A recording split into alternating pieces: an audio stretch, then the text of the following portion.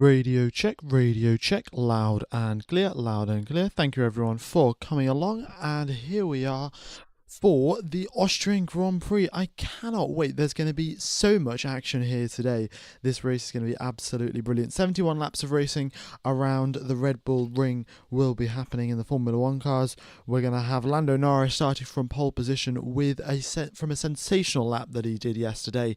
Charles Leclerc in second place. The Ferraris brought upgrades. The upgrades have worked fantastically, and they're looking to gain some points in the championship. And then, of course, we've had the big upset. Max Verstappen in 7th position, Liam Lawson in 6th position, a Racing Bull out-qualifying the number 1 Red Bull driver.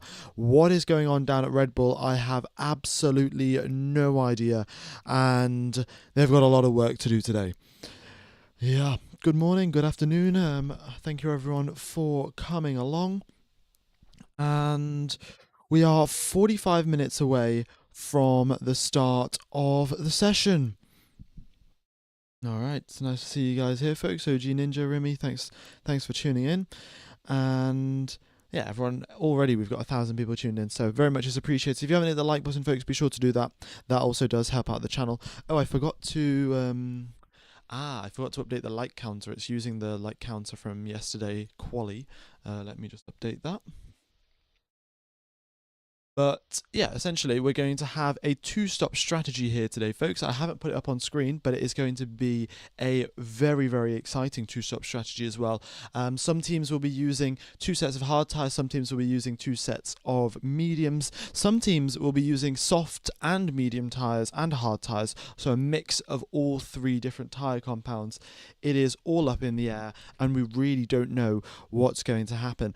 We do get a little bit of information based off who has what tyres available, but let me just pop up on the screen their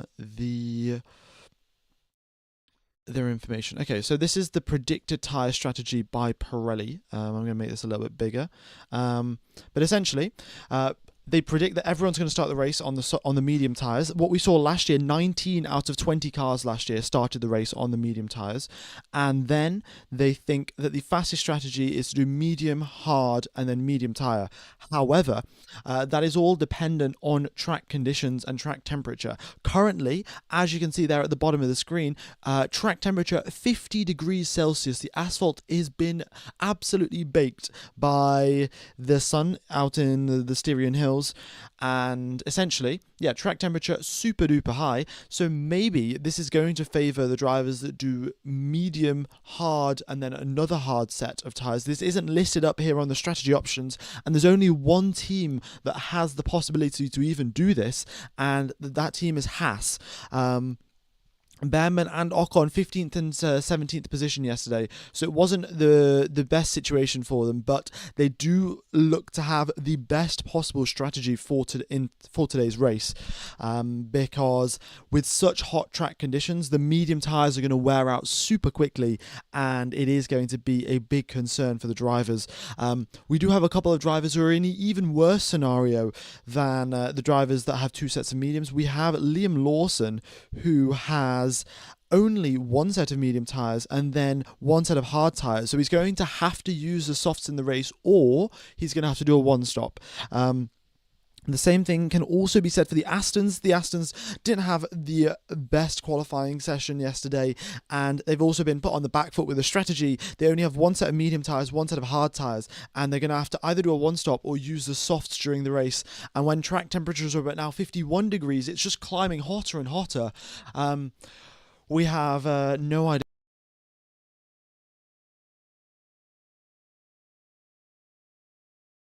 Alright folks, apologies there, my internet cut out for just a second. Hopefully that does not happen again.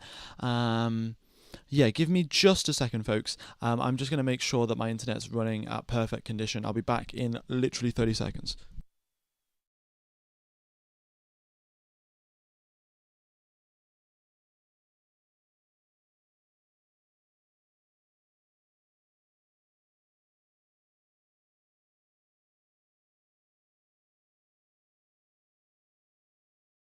Alrighty, folks. I have got the internet sorted out, so hopefully no more lag spikes or anything like that till the end of the stream.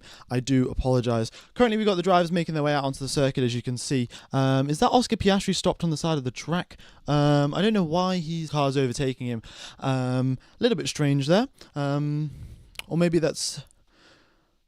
no, they're all getting underway. They've all just parked up. They brought out the yellow flag for some reason, but anyway, all of the drivers just doing their reconnaissance laps, essentially, getting a feel for the conditions. They're going to be coming out on used tyres here, just driving around, getting a feel for what the car's doing, what the temperatures are doing, how quickly the overheating is going to happen. The teams are also going to have to change up their tyre plans for the formation lap. You know, before the formation lap happens, the team has a plan. They're going to say, oh, we're going to do 3 burnouts, we're going to warm up our tyres at this corner, we're going to warm up our brakes at this corner, and they're going to have to change all of that now because track temperatures have drastically skyrocketed.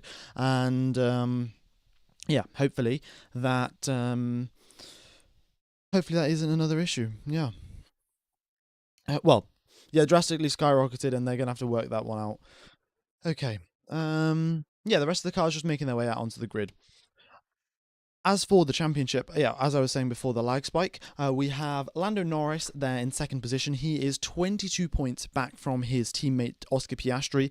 He's in a pretty good position to close that gap up this race. He had a fantastic qualifying lap, and he's been leading in all of the practice sessions as well. He's always seemed to have a tenth and a half ahead on Oscar Piastri. Piastri, of course, didn't get to complete his qualifying run yesterday because of issues with the... because of the yellow flag that was caused by Pierre Gasly. So Gasly spun, caused the yellow flag. Piastri didn't get to start his lap at full speed, had to abort it right off the get-go. So maybe that gap would have been a little bit closer, but regardless, Lando Norris had a huge advantage. It's one of his best circuits. Very similar strain to Gabriel Bortoleto, who, you know, coming into the press conferences this weekend, said that this is his favourite circuit. He likes the mix of high speed and low speed, and yeah, just loves overtaking around here. And Gabriel Bortoleto, what a lap that he put in yesterday. 8th position, incredible. Yeah, I don't think anyone really would have predicted this, that Gabriel Bortoleto is ahead of Kimi Antonelli. Gabriel Bortoleto in the Kick Sauber, which, may I point out, right, let me just switch over to the Constructors' Championship on the screen. Yeah, the Constructors' Championship. Let's see how many points Kick Sauber has got. Kick Sauber has got 20 points in the championship. They are in second to last. And if we look at Mercedes, the driver, the team that Antonelli is driving for, Mercedes are in second place in the championship with 200 points.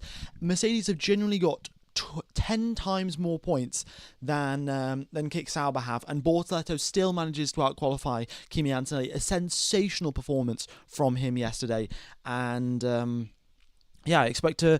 Hopefully, he can stay in the points. That would be fantastic. Do you think Leclerc has a chance? Well. I mean, it's going to be a tough one. Leclerc did have a good lap in quali yesterday. He was feeling pretty good for the majority of the weekend. Now, the question is, we've heard this before. We've heard it time and time again. The McLarens are good in hot conditions because of their tire cooling trick or whatever they have, whatever innovation that they've come up with means that their car can perform well in hot conditions. Here in Austria, what are the track temperatures? 49 degrees Celsius, air temperature 30 degrees Celsius. So, in theory, the McLarens should be really quick. However, that is exactly what we said for Canada, didn't we? We said that Canada, the conditions were really hot, McLarens were going to be really quick, and they were going to come and try and catch George Russell. Did that exactly happen? Not really. So, I think that there is a solid chance that Leclerc can fight for this race win. Yeah, he was fighting for a race win back in 2019 with the Ferrari team, and that was against Max Verstappen. He lost out to Verstappen on that occasion, but I do think on this occasion he'll have another chance, and he'll be up against Lando Norris, so maybe things will be a little different. Hoping for a spicy fight between George and Max. Yeah, I mean, maybe. I mean, Liam Lawson might lose a position pretty quickly to Max. Also, Liam Lawson doesn't have an optimal strategy because he doesn't have 2 sets of medium tyres. All of the other drivers do have 2 sets of medium tyres. So I guess we'll see how that works out for him. But yeah, I think Max will be fighting Russell, and we'll see how that kicks off, really, because those two drivers do have a little bit of history. And, I mean, yeah, can't wait for the action, really. Cannot wait for the action here in Spielberg. Okay, folks, we've got 3,000 people watching the live stream. Thanks, everyone, for tuning in. Thanks, everyone, for hitting the like button. Very much is appreciated. If you could hit the subscribe button as well, that really does help out the channel. Yeah, if you hit the like button, hit the subscribe button, it does absolute wonders. Okie dokes, I have blocked all of the ads on the stream, so hopefully you guys aren't getting any adverts when the stream's going on. I'm going to do my best to make sure no more adverts come up while the race is going on, and yeah, that should make the viewing experience just that little bit more nice. Alright then, yeah. So 35 minutes away from the start of the race, all of the drivers now, they're doing reconnaissance laps. They're doing their laps to the grid. So currently, overnight the cars are stored in the garage. Then they drive out of the garage into the pit lane and then onto the circuit. They do a couple of laps around the track and then they park up on the starting grid. So as you can see, Lando Norris, Oscar Piastri, both of their cars are parked up on the starting grid. Right. And then, yeah, the rest of the drivers either in the pit lane or they're making their way around to the starting grid now. They'll be parked up in the next 5 to 10 minutes, and then we'll have the starting ceremony, the national anthems and stuff like that. And then we'll get underway for some racing. Your reviews on the F1 movie. I think the F1 movie was pretty good. Yeah, I think, it wasn't accurate by any stretch of the imagination, but I quite enjoyed it. And I think it's good for the general public, Yeah, the average person who doesn't know much about Formula 1 has heard the odd thing about Verstappen and teammates crashing and stuff like that, then I'm sure they would enjoy that film. Okay, also in terms of the constructors here, the battle for second position, the constructors, Red Bull have fell off a little bit, but Mercedes and Ferrari still in the fight. 199 points for Mercedes, 183 points for Ferrari. This weekend could be a strong point scoring weekend for Ferrari if they hold the strategy together. Second and fourth position is where Leclerc and Hamilton start. If they stay that way, they're gonna gain a lot more points on Mercedes and potentially close that gap up and leapfrog the team for second position. Red Bull, is very much just a Max Verstappen racing team rather than Red Bull Racing. 162 points have been scored by the Red Bull team. Let's just scroll over and see how many points Max Verstappen has scored. Verstappen has scored 155 of the 162 points. That is, I think that must be like 95% of the points scored by the Red Bull team have been scored by Max Verstappen. Let me just do the calculation on my phone here. 155 divided by 162. Yeah, 95% of the points that have been scored by the Red Bull team have been scored by Max Verstappen. And yeah, the car doesn't seem to be doing so great. They brought upgrades to the floor this weekend, hoping to make the car a little bit more stable, hoping to make it a little bit more quick, and it's done the opposite. It's made the car more unstable, a lack of front grip for both Tsunoda and Verstappen, and the car's got slower. So yeah, just not a good weekend all around for the Red Bull team, and considering it's their home race, you would have hoped that they would have done a little bit better, but such is life.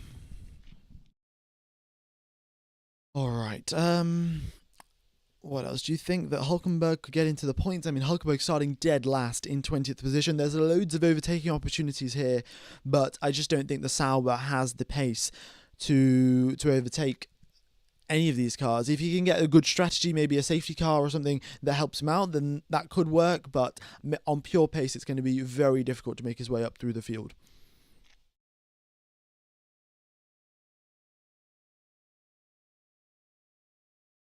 Wow, that Verstappen guy seems to be really good. Why don't they promote him to the main team, the V-Carb one? Yeah, sounds like a good idea, actually. I genuinely would be very interested. How would Max Verstappen perform in the V-Carb car? Because the way that the teams are structured, I'm sure contractually that they could just swap the drivers. Like, they could have Hadjar drive for Red Bull and they could have Verstappen drive for Racing Bulls, and it shouldn't be too big of a hassle because they're sort of both owned by the same team or the same people. And Verstappen, it would be interesting. Would he go quicker in the V-Carb than he would the Red Bull? Because, I mean, I don't know. Let me know. What do you guys think? Would you think Verstappen would drive quicker, at least at this weekend in the Austrian Grand Prix? Do you think he would have been quicker in the V-Carb or the Red Bull? Yeah, it's going to be a tough one. But we've got all the drivers now parked up on the grid. Last year's pole time. Actually, I should probably get rid of last year's pole time. That's not really relevant anymore. And I should probably put up the strategy choices that we've got for today. To stop strat. Medium, then hard, then medium. Oh, wait, no, I've just totally messed this up. Medium, then hard, then medium. That is the quickest strategy according to Pirelli, but I guess we'll see. My prediction for the top five. Ooh, I mean, that's going to be a tough one, isn't it? I'm just going to tell you the drivers that I think are going to be in the top five. I think that Norris, Piastri, Leclerc, they're going to stay up in the top five. I think that Hamilton is going to have. It's going to get screwed over by the Ferrari strategy. And I think George Russell is going to have an engine failure. Mercedes engines for the past couple of races haven't been going so well. They've had an uptick in issues, and I think George Russell is going to get an engine failure. And I don't know.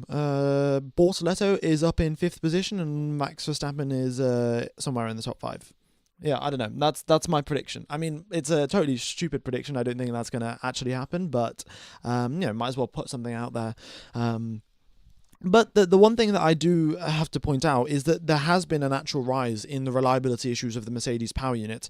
I don't know if that's because teams are experimenting, they're trying to push that extra little bit harder to extract some performance out of the car, but we have seen an increase in failures for Williams, for Aston Martin, for the Mercedes team as well, and McLaren haven't suffered from those issues. Now, I don't know if that's McLaren just running the engine ever so slightly in a lower mode, and that means that their reliability is a little bit higher, or maybe they're running slightly extra cooling that's keeping the engine cool, and that's why their reliability is high, or they've just been lucky so far, and then at some point, maybe this race, maybe the next, they are going to get a DNF.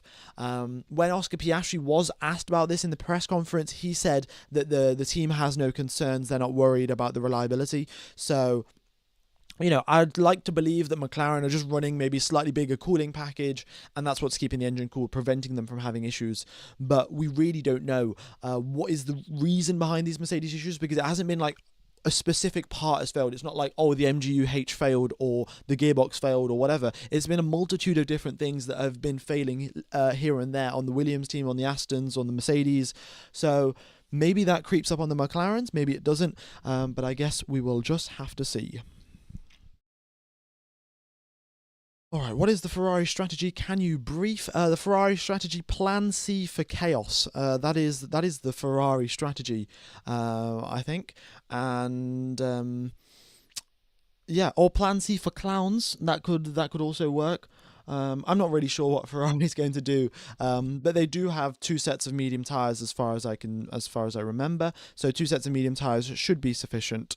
Yeah, Hamilton and Leclerc both have 2 sets of mediums. So start the race on the mediums, go on to the hards, then go on to the mediums again, as Pirelli suggests. It can't be that difficult, but well, it is Ferrari after all. Alrighty then, folks. What else have we got going on? Oh, the marshals. Marshals around watering the grass on the circuit. Yesterday, of course, during qualifying, we did have a grass fire that delayed the session, brought out the red flag. The marshals now, in this case, they are they're watering the grass and preventing any sort of grass fires happening before they even begin. Okay.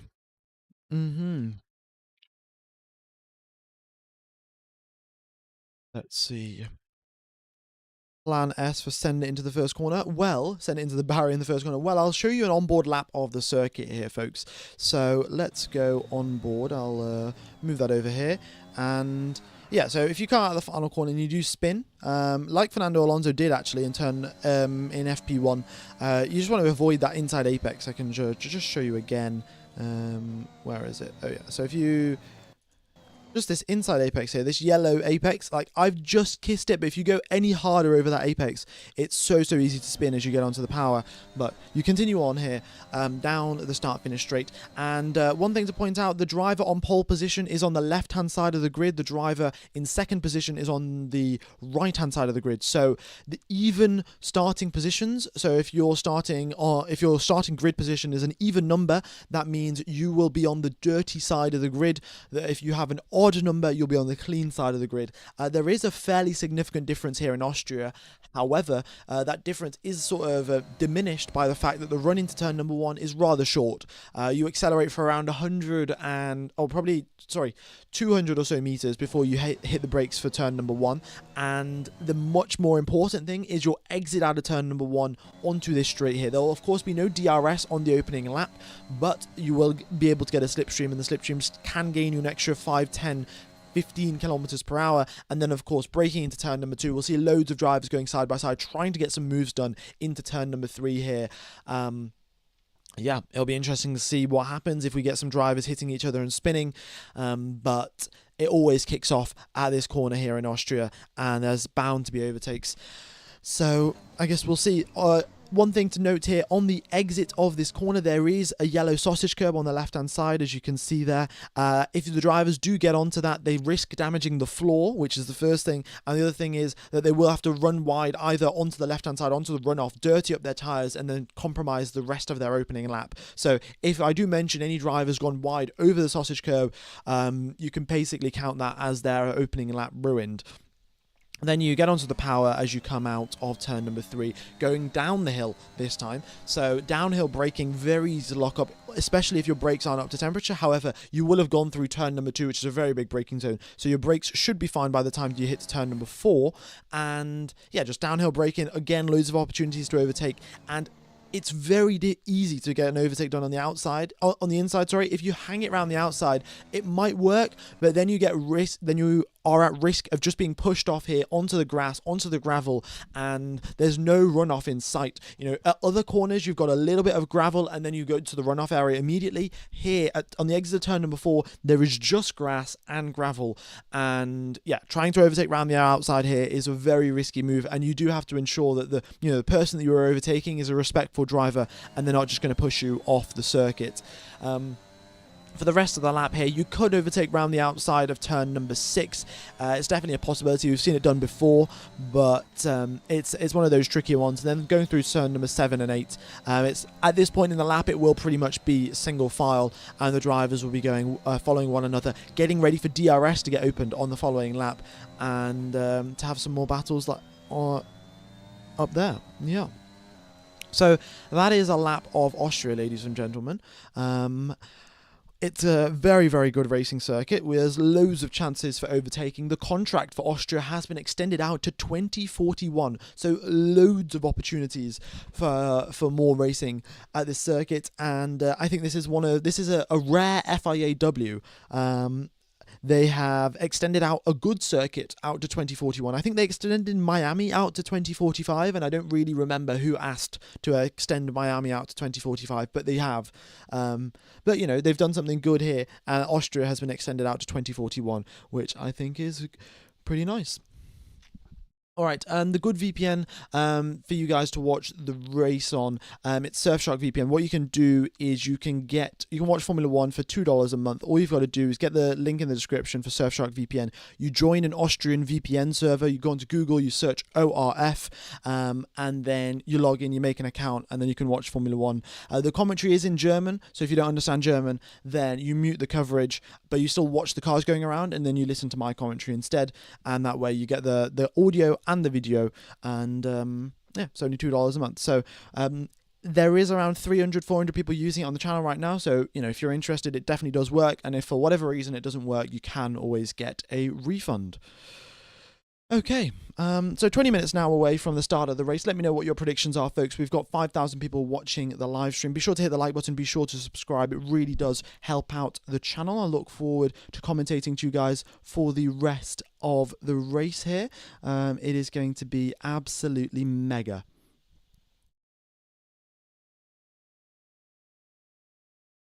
Okie dokes. Predictions for point finishes. Honestly, I'm not going to be able to do points finishes predictions. There's just so many things that can happen here.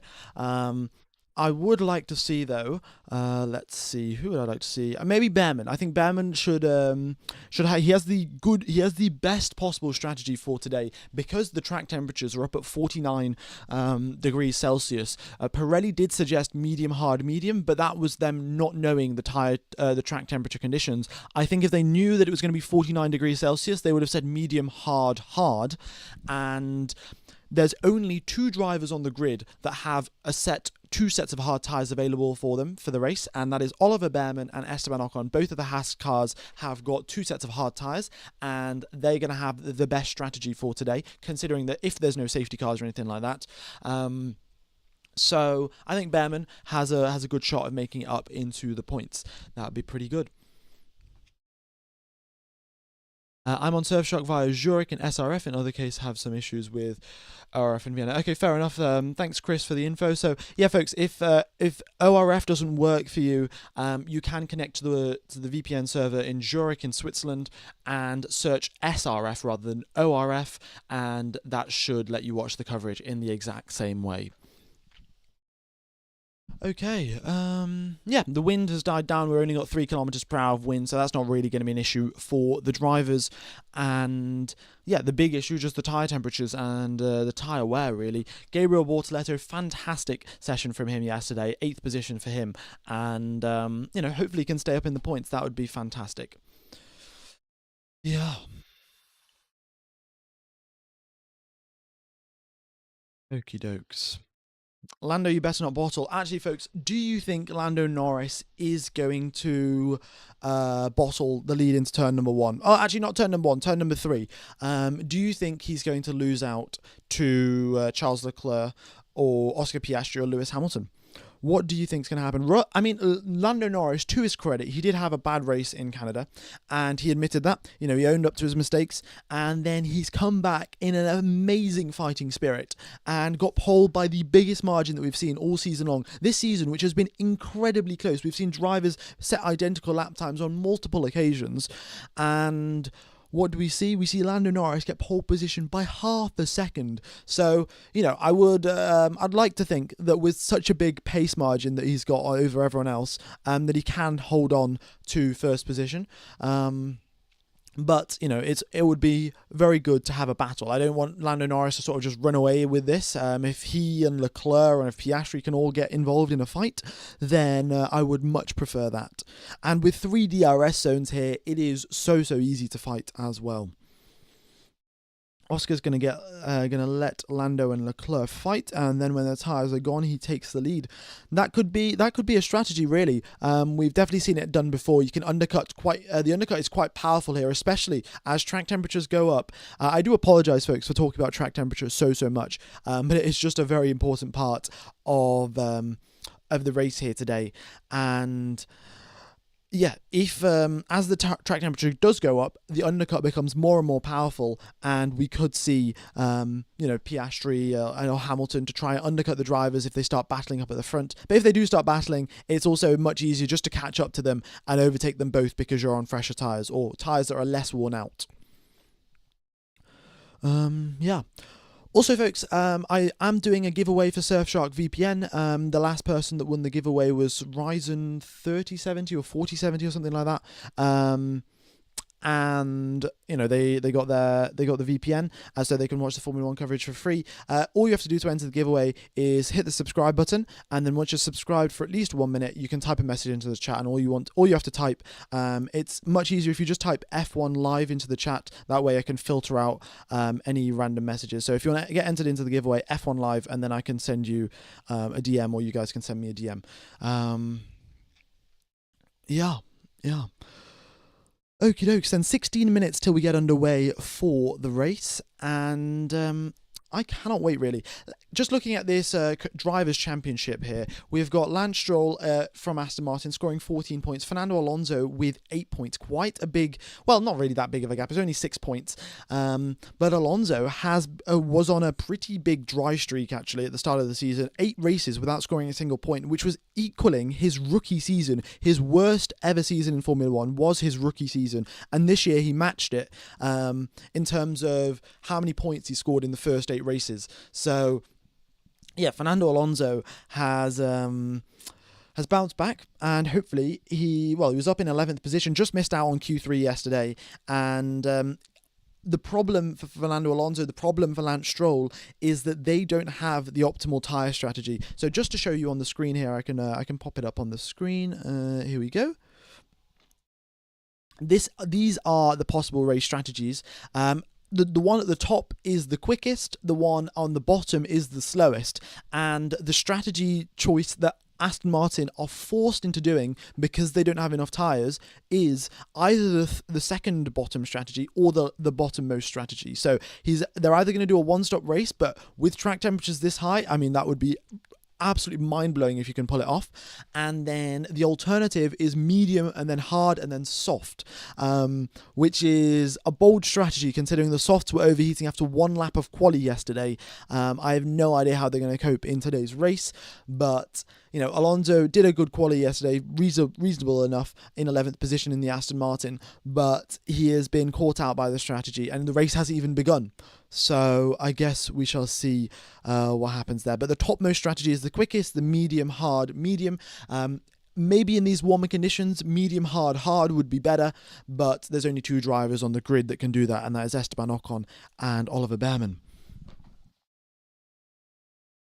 Okay.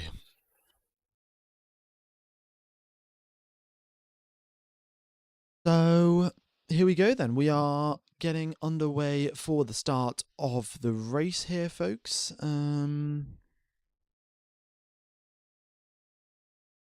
Gamer, we were relying on your radio voice skills today, travel day. Well, thank you very much for tuning in. And yeah, I will do my, every couple of, not every couple laps, but every 10, 15, 20 laps or so, I will read out all of the points positions, like all of the drivers from 1st all the way to 20th, just for an update for anyone that's sort of listening along as a radio broadcast, because I know a lot of people do that, and I think it's quite cool, actually. Yeah, it would be pretty cool to be a radio broadcaster. I guess I've just got to get BBC studios on the phone, or I don't know, Sky Sports. I don't think Sky Sports do a radio. Did you watch the F1 movie? Indeed I did. I watched the first show that was available here in my local region, and yeah, I quite enjoyed it. I'm not going to spoil it too much because I know a lot of people are going to watch it in the next week or so. However, next week in Silverstone, I will talk a little bit more in detail about what I thought about the film. And yeah, overall though, I was quite enjoyed watching it. It was not accurate whatsoever, but it was enjoyable.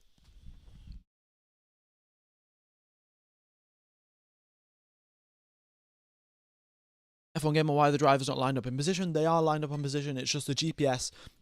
The GPS isn't really accurate when you are stood perfectly still, so the drivers are parked up in their grid position. The GPS isn't really that accurate in that situation.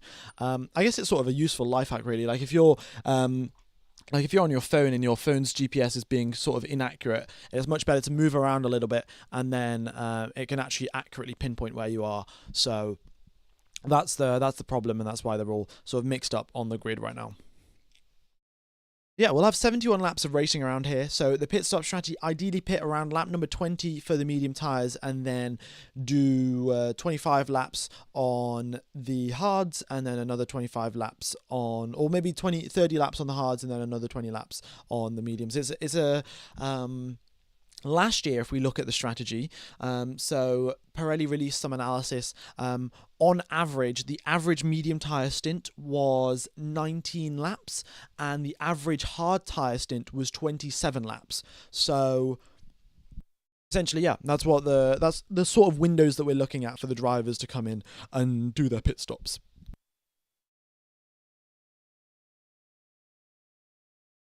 All right.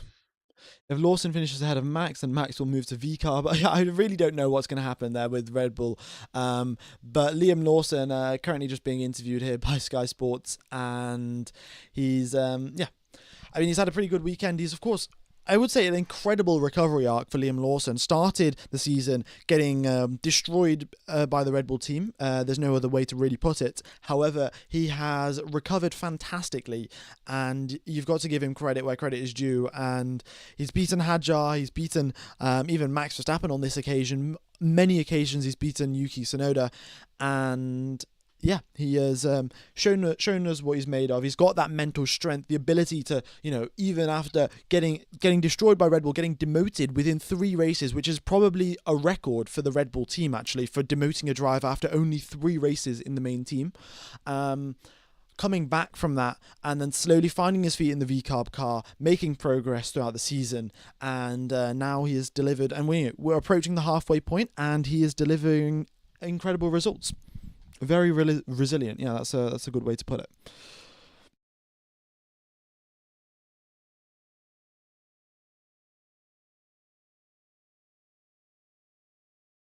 At F1 Gamer, ask F1 broadcast license. I'll give you the money. The F1 broadcast license is like millions of pounds. Sky Sports pays a lot of money to have the F1 broadcast license, and I don't think a random YouTuber is really going to get it. To be honest.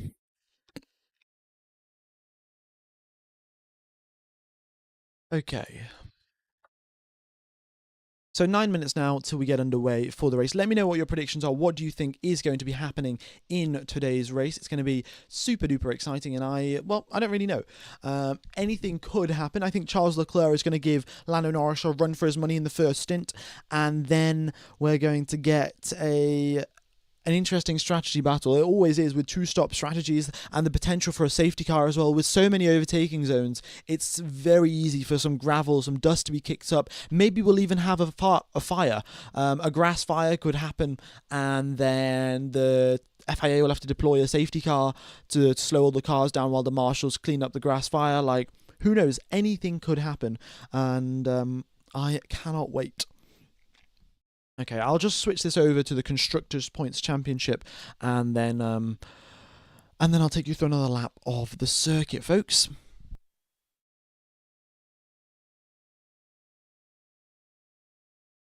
There we go. Constructors' Championship. Williams doing a fantastic job there in 5th position. 55 points for them. Haas is in 6th with 28 points. Racing Bulls is also on 28, so 6th and 7th position tied between the Haas and the Racing Bulls team. Aston Martin on 22 after a late start to the season, really finally scoring some points in the end. Kick Sauber in 20th and Alpine in 11th. Bit unfortunate for Alpine, really. We've been seeing some really good performances from Pierre Gasly here and there in quali. However, in the race, their pace just seems to evaporate, and maybe it's tyre wear issues, maybe it's strategy issues, but they just haven't been able to convert the good qualities that we have had from Pierre Gasly and Colapinto into a good amount of race points. And of course, Kick Sauber really helped out by the fact that Nico Hulkenberg scored that 5th position out in Spain, which has got the team a whole lot of points. All right, McLaren have got such a huge advantage. I mean, it's a little bit ridiculous, to be honest, how big of an advantage they've got. But what can you do? They've got 2 good drivers and a quick car as well. Ferrari have got 2 good drivers. They haven't got a quick car. Red Bull have got 1 quick driver and a slow car. And Mercedes have got 1 quick driver, 1 rookie, and I would say a fast car on occasion. It's a little bit unpredictable, the Mercedes, isn't it? All right. Nico Hulkenberg wins from 20th today. It'll be epic. There is one thing that I want to see. One thing before Nico Hulkenberg retires, he needs to score his first podium. Like, it would just be so wrong for Nico Hulkenberg to finish his career without a podium. I don't know which race it's going to be, when it's going to happen. It would be incredible if he can do it with the Audi team. Audi team, German driver, German team, maybe at the German Grand Prix. We get some surprise occurrence and the Nürburgring Grand Prix back on the calendar. And if Nico Hulkenberg could score a podium, that would be incredible. I don't think anyone would hate against that, really. Like, everyone's just got to love Nico Hulkenberg scoring a podium. And let's see. Where is Sonny Haynes on the grid? I don't know, actually. Sonny Haynes can't make it today. Maybe he'll be the Red Bull number 2 driver. Brad Pitt, Sonny Haynes to replace Yuki Tsunoda. That might work. And as long as they build the car for combat, folks, as long as they build the car for combat, then I think anything could happen. I think maybe that's the next upgrade for Red Bull. They could call it the combat upgrade. And that's what's going to win them the championship. I guess we will see what happens. If you don't get the reference, folks, it's from the F1 movie trailer. Yeah, I haven't really spoiled much.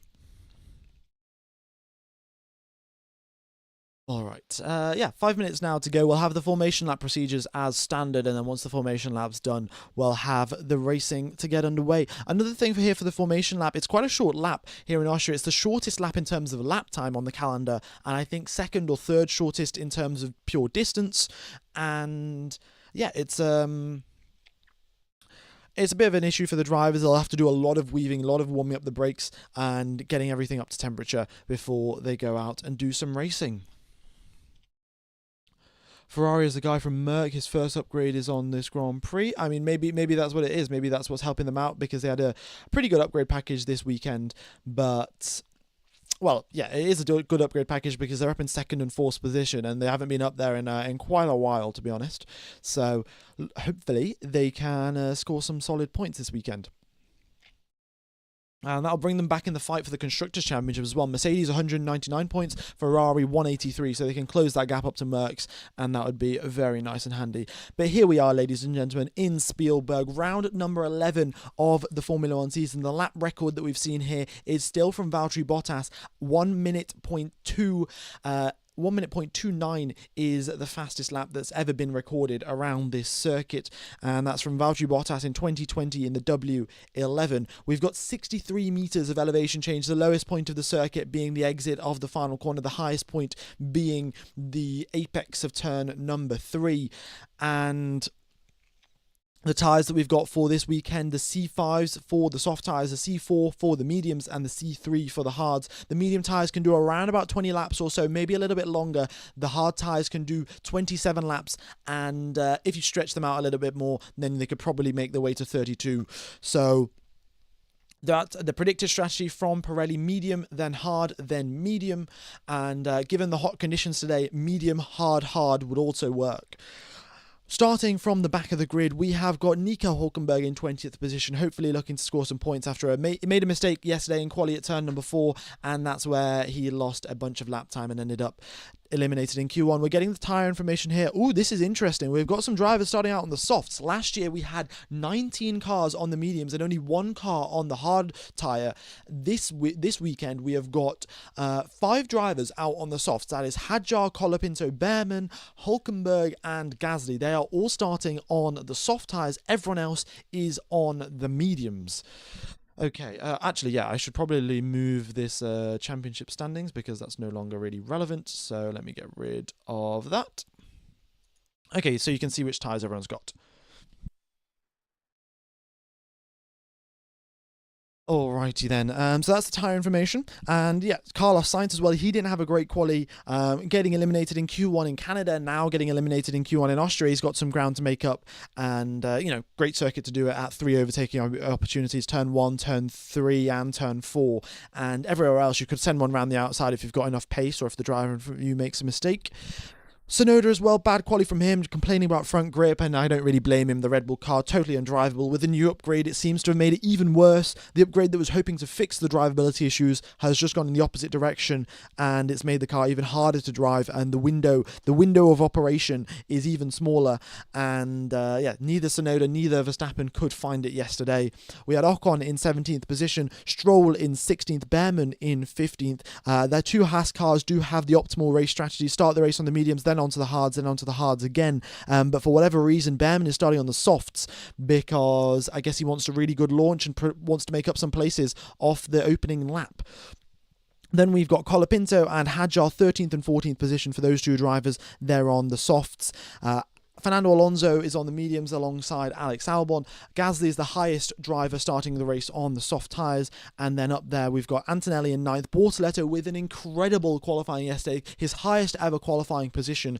And he does it as his favourite circuit as well. 8th position for Gabriel Bortoleto. Max Verstappen, absolutely terrible day for him yesterday. He got out-qualified by Liam Lawson from the sister Red Bull. And Lawson, on the opposite, he's had a brilliant day yesterday, and he'll be looking to score as many points as he can and hopefully not get in the way of Max Verstappen, because Helmut Marko would not be happy if that was to occur.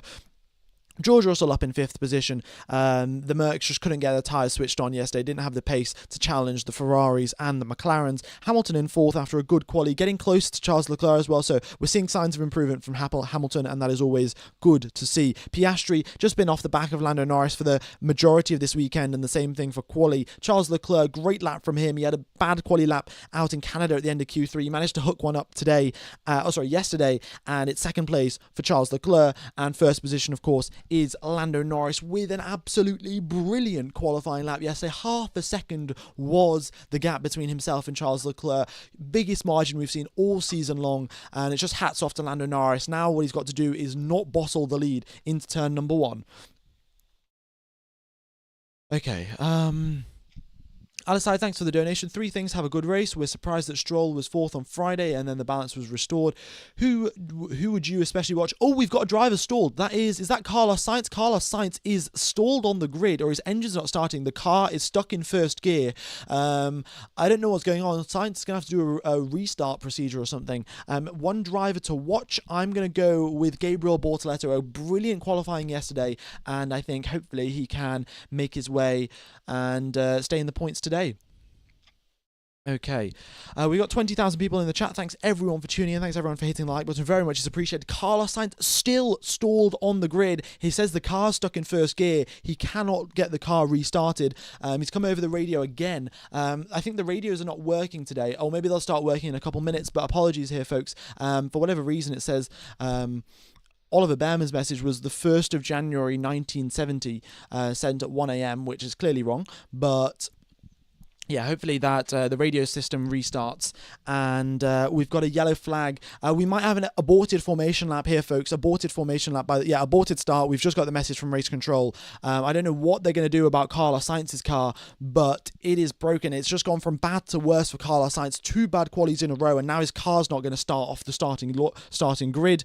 The marshals are giving it a push. They're going to try and jump start the car, maybe. What is going on here? Come on, jump start it. Here we go, Carlos.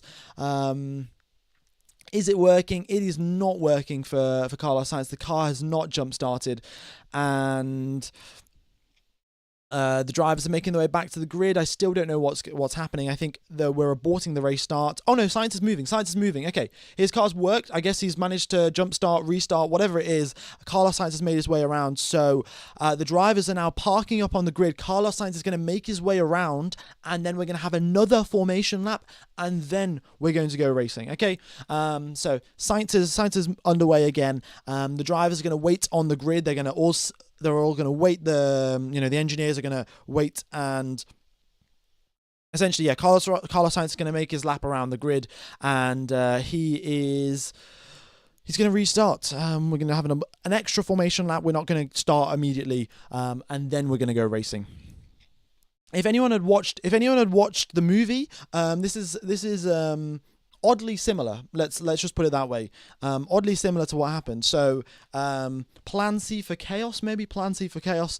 I guess we'll wait and see what happens with Carlos Sainz and Alex Albon. Are they going to work together as a duo? So Sainz now making his way back to the grid. Hopefully whatever issue he had doesn't happen again, because, otherwise we're just going to have endless aborted starts and Sainz is going to have to make his way into the garage. Is Sainz going to come into the pits maybe because he has a potential issue with his car? Yes, he is. Carlos Sainz actually dives into the pit lane. So we are going to have another formation lap here, folks. I don't think another formation lap, and Sainz will be starting from the pit lane by the looks of it, because he's got some sort of issue with his car. The teams are going to have to reset the car, restart all of the electronics. I don't know what it is, but they're going to have to do something, and that's why Carlos Sainz is currently in the pits.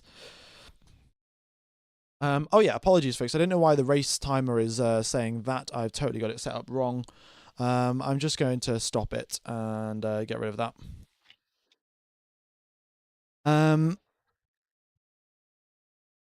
Yeah, we should get the race restart happening soon. Okay, I will let you know. I think the FIA will send a message out. It'll probably take 11 minutes or so, or 10 minutes. So, oh yeah, okay, we've got the restart. The formation lap happens in, oh my God, what? 10 minutes now, folks. 10 minutes till we get the formation lap. So there we go. The FAA have just put it out, and I don't know why it's such a long delay, but there's smoke coming out the back of Carlos Sainz's car. Smoke is coming out the back. I don't know if that's the dry ice that they're using for cooling, or if it's like a fire, or if it's engine smoke, or what it is. But there is smoke out of the back of Sainz's car. I think actually that's the dry ice that they're using for the cooling. Essentially, the teams have dry ice, and that obviously turns into smoke once it warms up, but they're using that to keep the brakes cool, make sure they don't set on fire. Or maybe the car actually did set on fire. I can't really tell.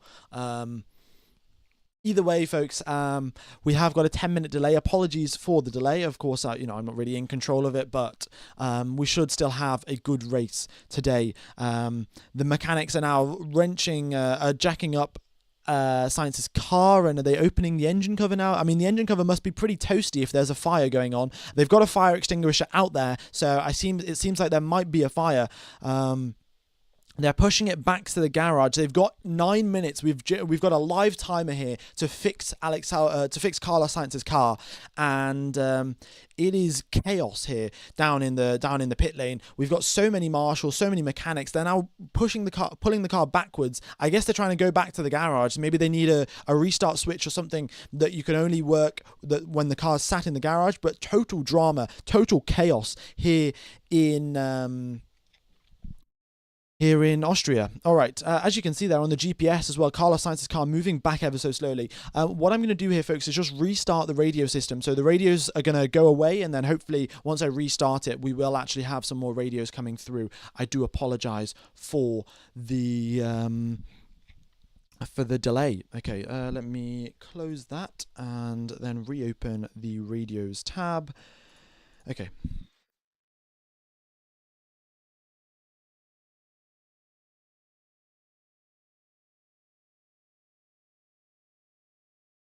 There we go. That should work just fine. Okay. So we'll hopefully the radios will come through. We are now 7 minutes away from the restart of the race. Thanks everyone for tuning in. Thanks everyone for sitting along. Just welcome along to another episode of the F1 Gamer podcast. Really, that's how things are going. Yeah. Oh, jump. Oh, it says game over, Carlos, jump out. Okay, so that's it. The car's not starting. More issues for the Mercedes power unit. We've seen issues with the Mercedes team. We've seen issues with the Williams teams. We've seen issues with the Aston Martins. It's just McLaren. McLaren are avoiding these issues. James Vowles has got his head in his hands, and the team that he used to work for, that's the team, that's the power unit that is causing him all of these headaches. And the question is now, when are these issues going to strike the McLarens? Are they going to strike the McLarens? Will we see an engine failure from the McLarens team? But Carlos Sainz having issues, and I don't know. The Mercedes power unit was bulletproof since the start of 2014. They've had the best reliability of the bunch right from the get-go with the new turbo hybrid era, and now we're coming to an end of these V6 turbos. I think we're switching towards different sort of engines, a little bit more battery power next year, and their reliability has gone out the window. I don't know. Unfortunately, we'll be only racing with 19 cars here today. Carlos Sainz will not be able to take part. That is game over for Carlos Sainz. He is going to be sat in the pit lane for the rest of the weekend. Okay, folks, we've got 22,000 people tuned into live stream. Thanks, everyone, for tuning in. Be sure to hit the like button. Hopefully, we can make our way towards 2,000 likes before the race even gets underway. Track temperature is 50 degrees, air temperature 30 degrees. The teams are going to need some pretty big cooling packages to make sure that the cars stay cool in these conditions.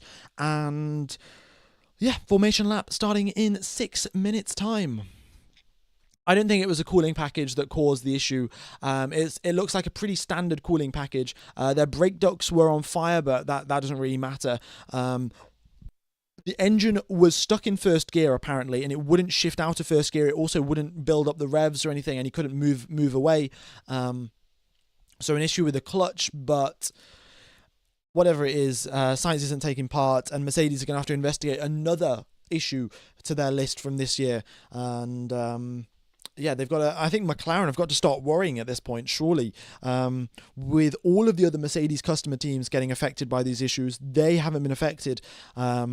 Is it only a matter of time now? Okay.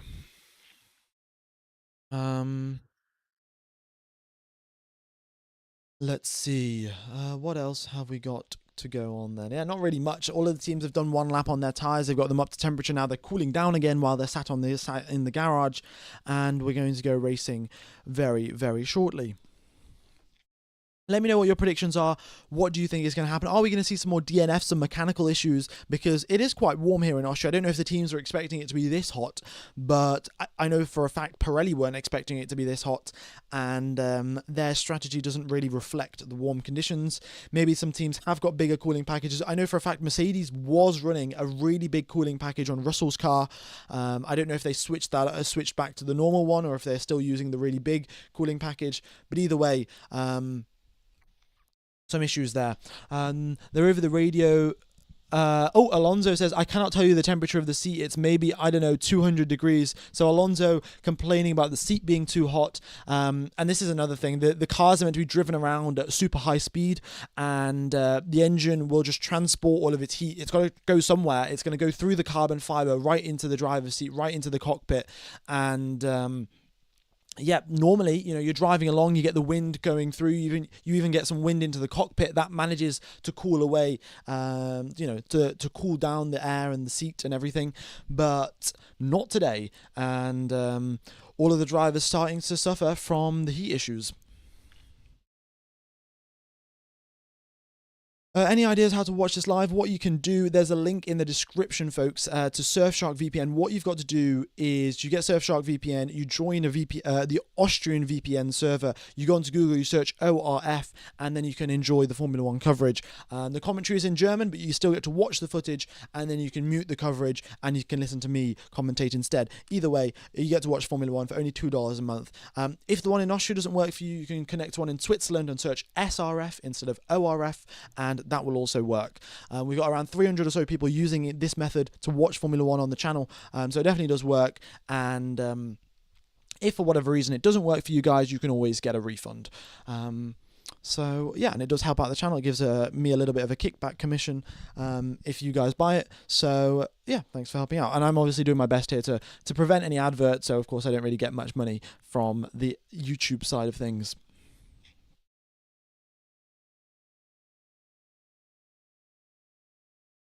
Okay, so here we go then, 2 minutes and 50 seconds, and we're going to get underway for one more formation lap, and then after the formation lap, we're going to go racing. So we're not going to start immediately, we're going to have a formation lap, and then we're going to go, and the race has been reduced from 71 laps down to 70 laps, because we've already done one extra formation lap.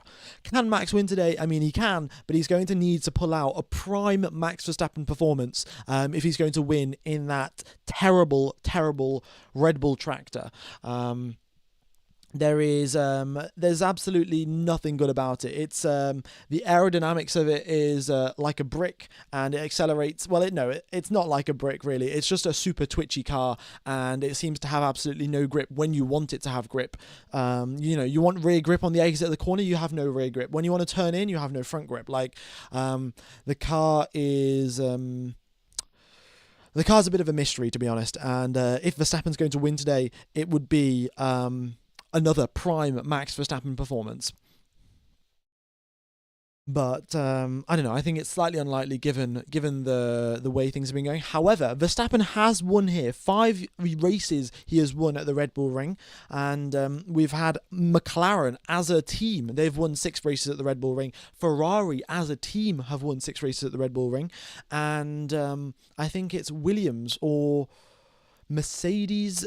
I can't remember. It's either Williams or Mercedes. One of those two teams have won 6 races at the Red Bull Ring as a team, and Verstappen himself has won 5 races. Again, just another reason to call it Max Verstappen Racing rather than Red Bull Racing. Either way, Verstappen's going to look to score as many points as possible, do damage limitation. You know, his championship hopes are fairly slim at the moment, but if something kicks off ahead, you know, if Piastri or Norris crash, Verstappen has to be there and he has to capitalise. All right then, folks, 40 seconds left to go. We're going to get underway for the formation lap, then we're going to go racing very, very soon. Any rain expected? Absolutely not. The sun is so bright out in Spielberg. The thunderstorms warnings that were present on Friday, the thunderstorm warnings are gone. They're nowhere to be seen, and we're going to have a totally dry race out in the Austrian Alps. Okay. So here we go then. Let me get rid of this countdown timer, and hopefully the team radio messages start working, but can't give you any guarantees here, folks. The FIA can't seem to sort of get a system to work. Yeah. All right, give me just a second. I'm going to try one other thing. Oh, this is the settings thing. Let me bring that over to my other screen. Let me change something in the settings. Maybe that will fix the... Maybe that'll fix some of these issues here, but I can't give you any guarantees. Hopefully they fix them, but I don't really know. Also, I'll take you through a lap of the circuit while we are here and waiting. All right, lap of the circuit. Let me give it... Actually, give me a second. I'm just going to refresh the team radio stuff, and then I'll give you a lap of the circuit.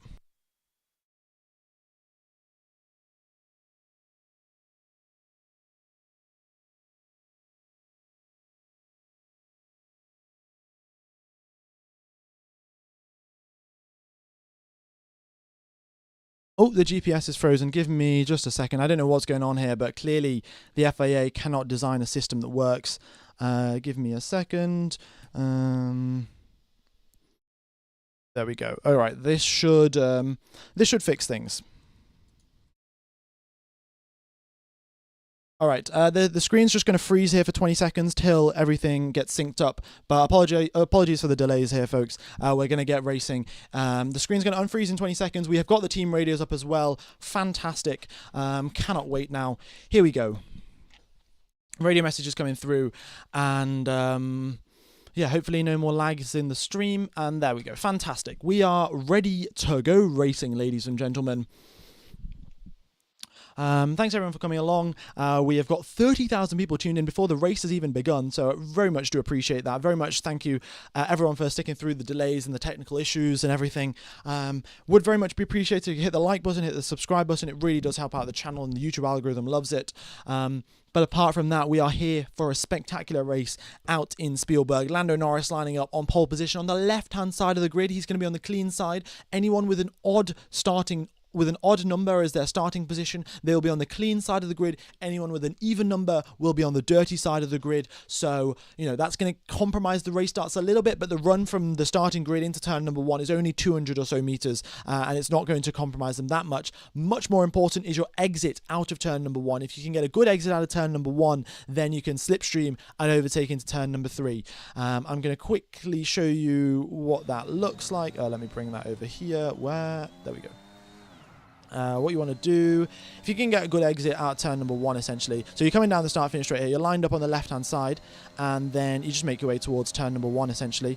Brake super duper late, and then a good exit out of turn number 2. You've got a very long straight to overtake, but I'm going to stop that, and we are underway for racing here, ladies and gentlemen. Great start here from Lando Norris. Piastri up into second position. Charles Leclerc loses out. Both Ferrari cars lose out going into turn number 1, and now it is a straight slipstream battle. Who is it going to be going into turn number 2? Lando Norris, Oscar Piastri side by side. Norris goes to the inside, Piastri to the outside. Can he hold on? They're side by side through turn number 2, and it is Oscar Piastri in second position, Lando Norris in second, and is this Verstappen and Antonelli? Verstappen and Antonelli crash. Verstappen and Antonelli are out of this race by the looks of it, and Oh my goodness me, what has happened there? Antonelli locks up, spins Verstappen around. I don't know if Verstappen's got a puncture or something, but Antonelli locked up going to turn number 3 and has compromised his race. We got the safety car out. Full safety car is deployed. It's a McLaren 1-2, Ferrari 3-4, George Russell in 5th position, Gasly in 6th, and Verstappen and Antonelli both out of the race. We haven't even completed lap number 1, and we've had 3 drivers DNF from the race. This is not a great start to the Austrian Grand Prix, but the safety car's out. Maybe we'll see some drivers dive into the pit lane. I don't really know. I don't think it's the optimal strategy to come into the pits on lap number 1 here in Austria. All right, yeah, Verstappen's getting out of the car. He must have had major damage to the engine or something, because it only seemed like a hit to the rear, and for whatever reason, he cannot get going. Antonelli's damaged his suspension. That was pretty obvious, so he's not taking part, but I would have thought Verstappen might have been able to get going. He only got spun around, essentially, by Antonelli, but I guess his rear suspension's damaged. They haven't shown us a shot of it yet, but Verstappen is out, and so is Antonelli. Safety car deployed, and Lando Norris leads this race with also Oliver Behrman. I mean, a lot of drivers have had a good start here, but Alex Albon up 5 positions. Incredible job from him. Gasly up 4 places as well. He was out there on the soft tyres looking to get a good race start. He did exactly that. Up 4 places. 6th position for Pierre Gasly. 7th for Alex Albon. What a race start this has been. Verstappen and Antonelli having a little chat. Verstappen's not that annoyed. I mean, you know, he's done similar things in the past where he locks up and just goes straight on. Unfortunate that Verstappen got caught out, but this is not helping his championship chances if he had any in the first place. This Red Bull is just so slow this year. All right. So let's see, on the restart, we're not going to have DRS on the restart, so would like to point that out. So it will just be a pure slipstream battle between Lando Norris, Oscar Piastri, and Charles Leclerc. We'll see how that goes. Maybe Norris will catch one of them napping, but or maybe one of the other drivers will catch Norris napping. We will just have to wait and see.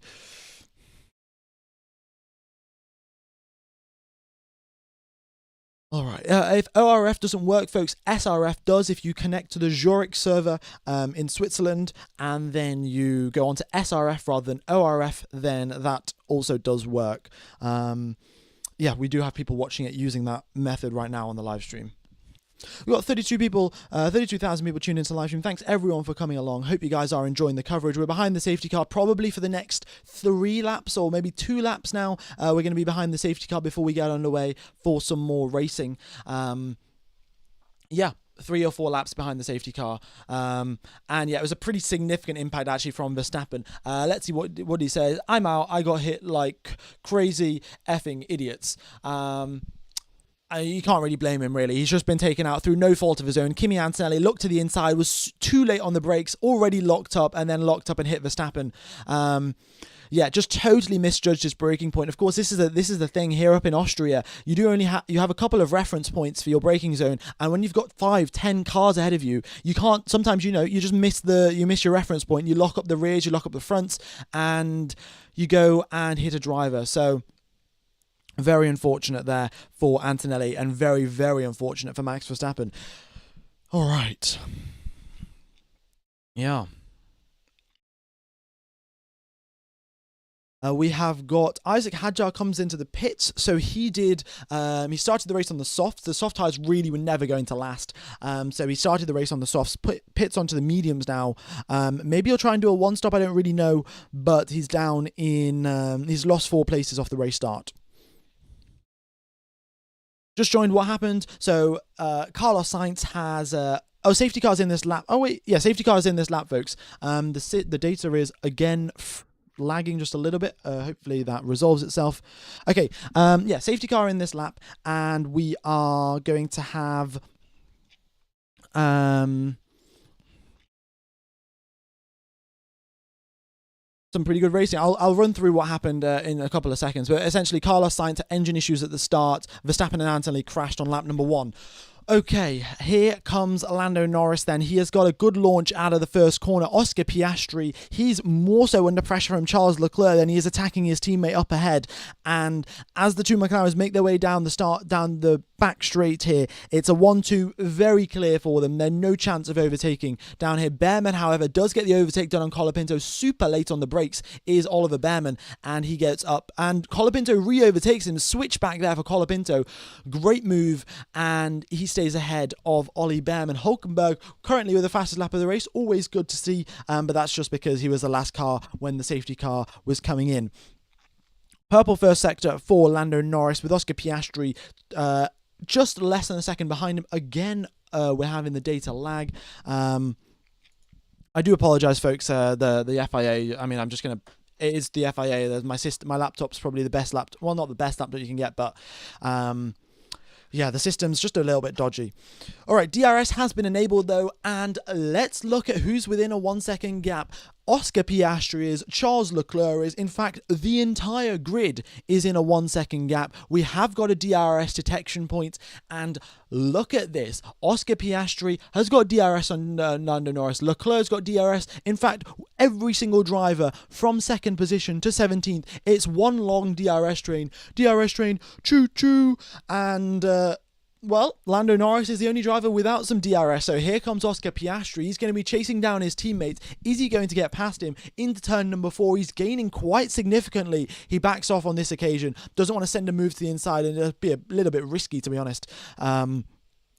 So early on. George Russell says over the radio, Lewis closed the door under braking. Russell, of course, trying to get ahead of Lewis Hamilton. In fact, the battle between Russell and Hamilton has caused Hamilton to drop DRS to Leclerc.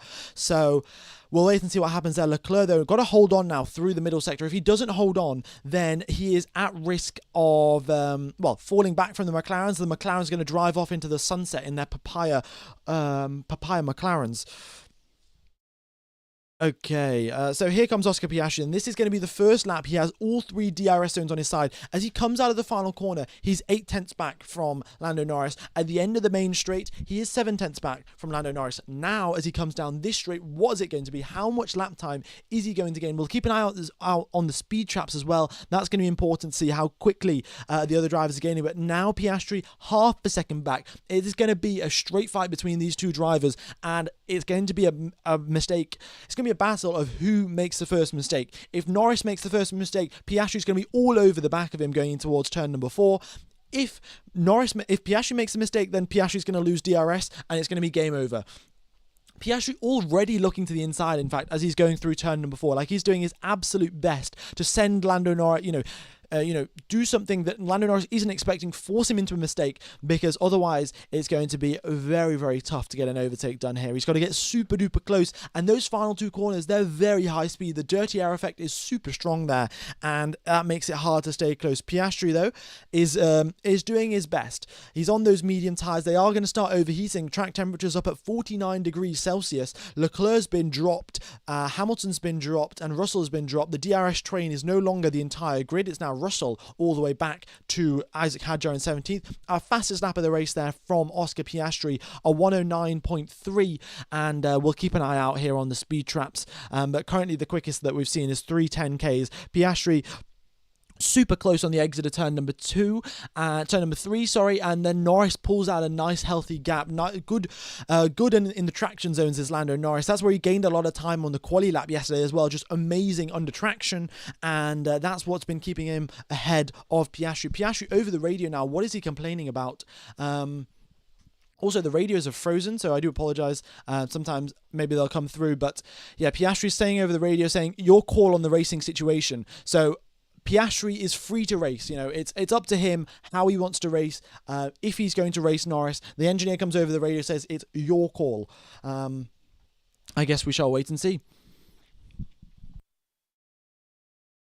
Alright, we've got just a quick reminder for anyone that's just tuned into the live stream here. We've got 30,000 people tuned in. There was a mistake between Max Verstappen and Kimi Antonelli. Antonelli made a huge lock-up and crashed into Verstappen. There was no fault in Verstappen, and they're both out of the race. Carlos Sainz had engine issues before the race even begun, and he did not take part.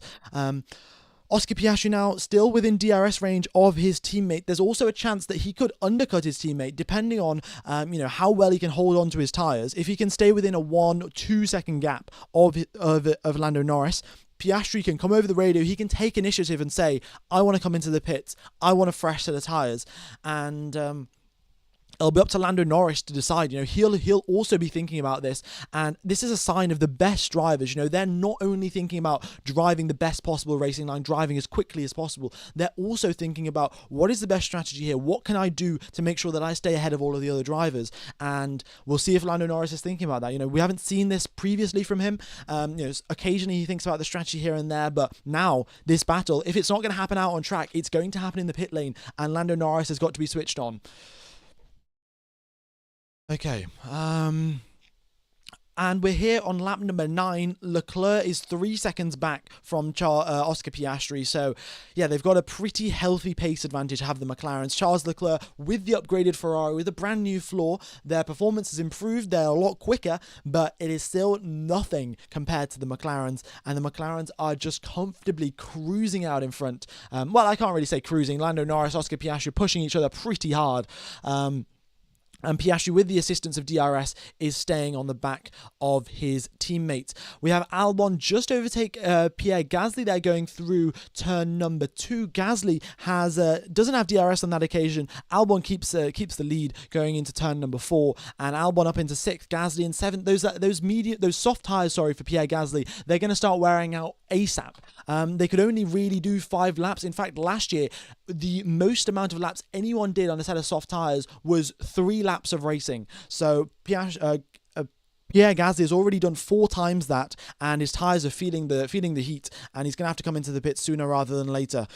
Fastest lap of the race again from Oscar Piastri. He goes ever so slightly quicker than Lando Norris, and this might be his shot actually. He's closer than he has ever been on the exit of turn number 1. He opens the DRS flap, he tucks into the slipstream. It's also a question of overtake button now. Who's going to be using the overtake button, who's not? Are you charging up the battery? Are you saving it for later? It'll be interesting to see what the two drivers are doing, but we aren't getting that many radio messages over from the two McLaren drivers. They're just left to it, to be honest, and Norris has just been told that Piastri is within DRS range. Piastri again looking to the inside. Norris goes defensive actually into turn number 4. Precautionary measures from Lando Norris. Goes defensive against Oscar Piastri. He sees him closer in his mirrors than the previous lap, and he decides to go defensive. So maybe now as they make their way through turn number 5 and 6. Norris missing the apex as well. I don't know what's going on. Norris has the clean air. He should be able to hold on to his tyres much better than Piastri is doing.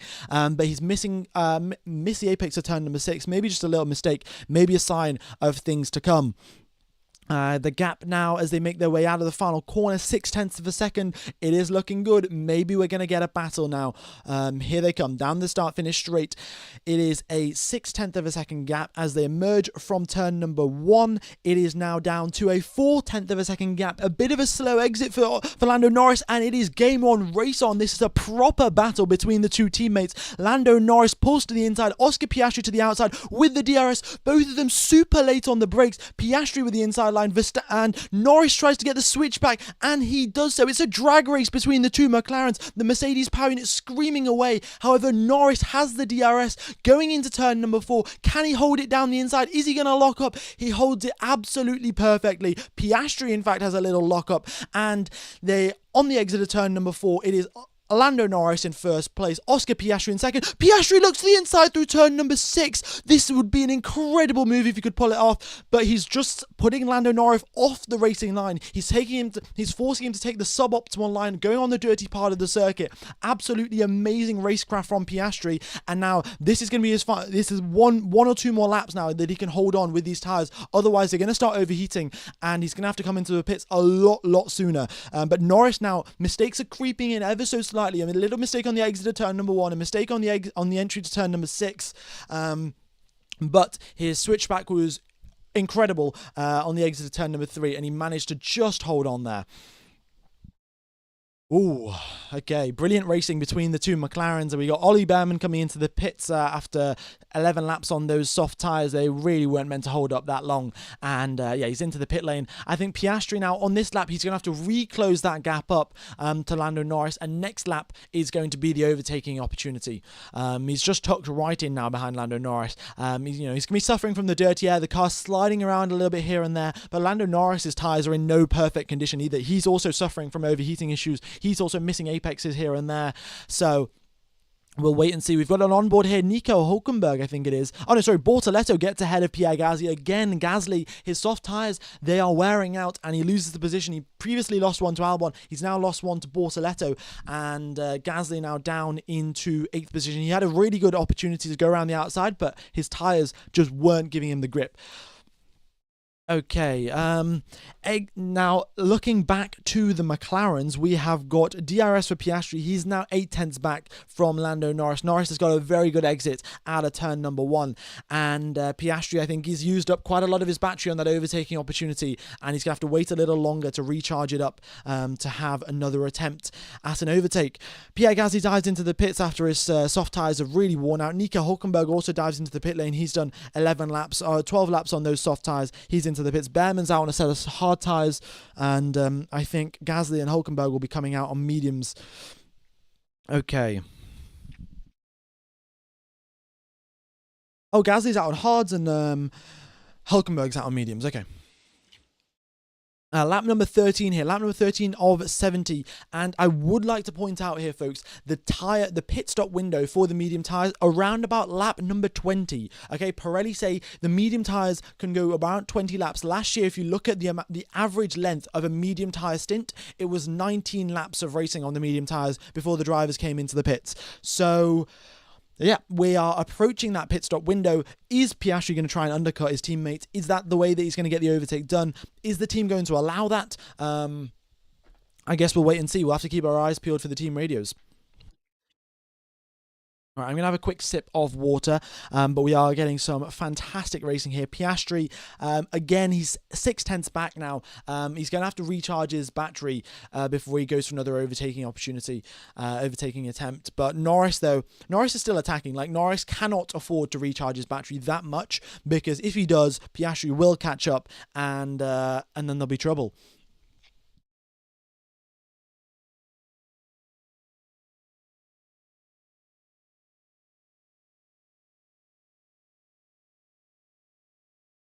Leclerc and Hamilton in no man's land. Indeed, they are. The Ferraris, their pace have leapfrogged the Mercs, actually.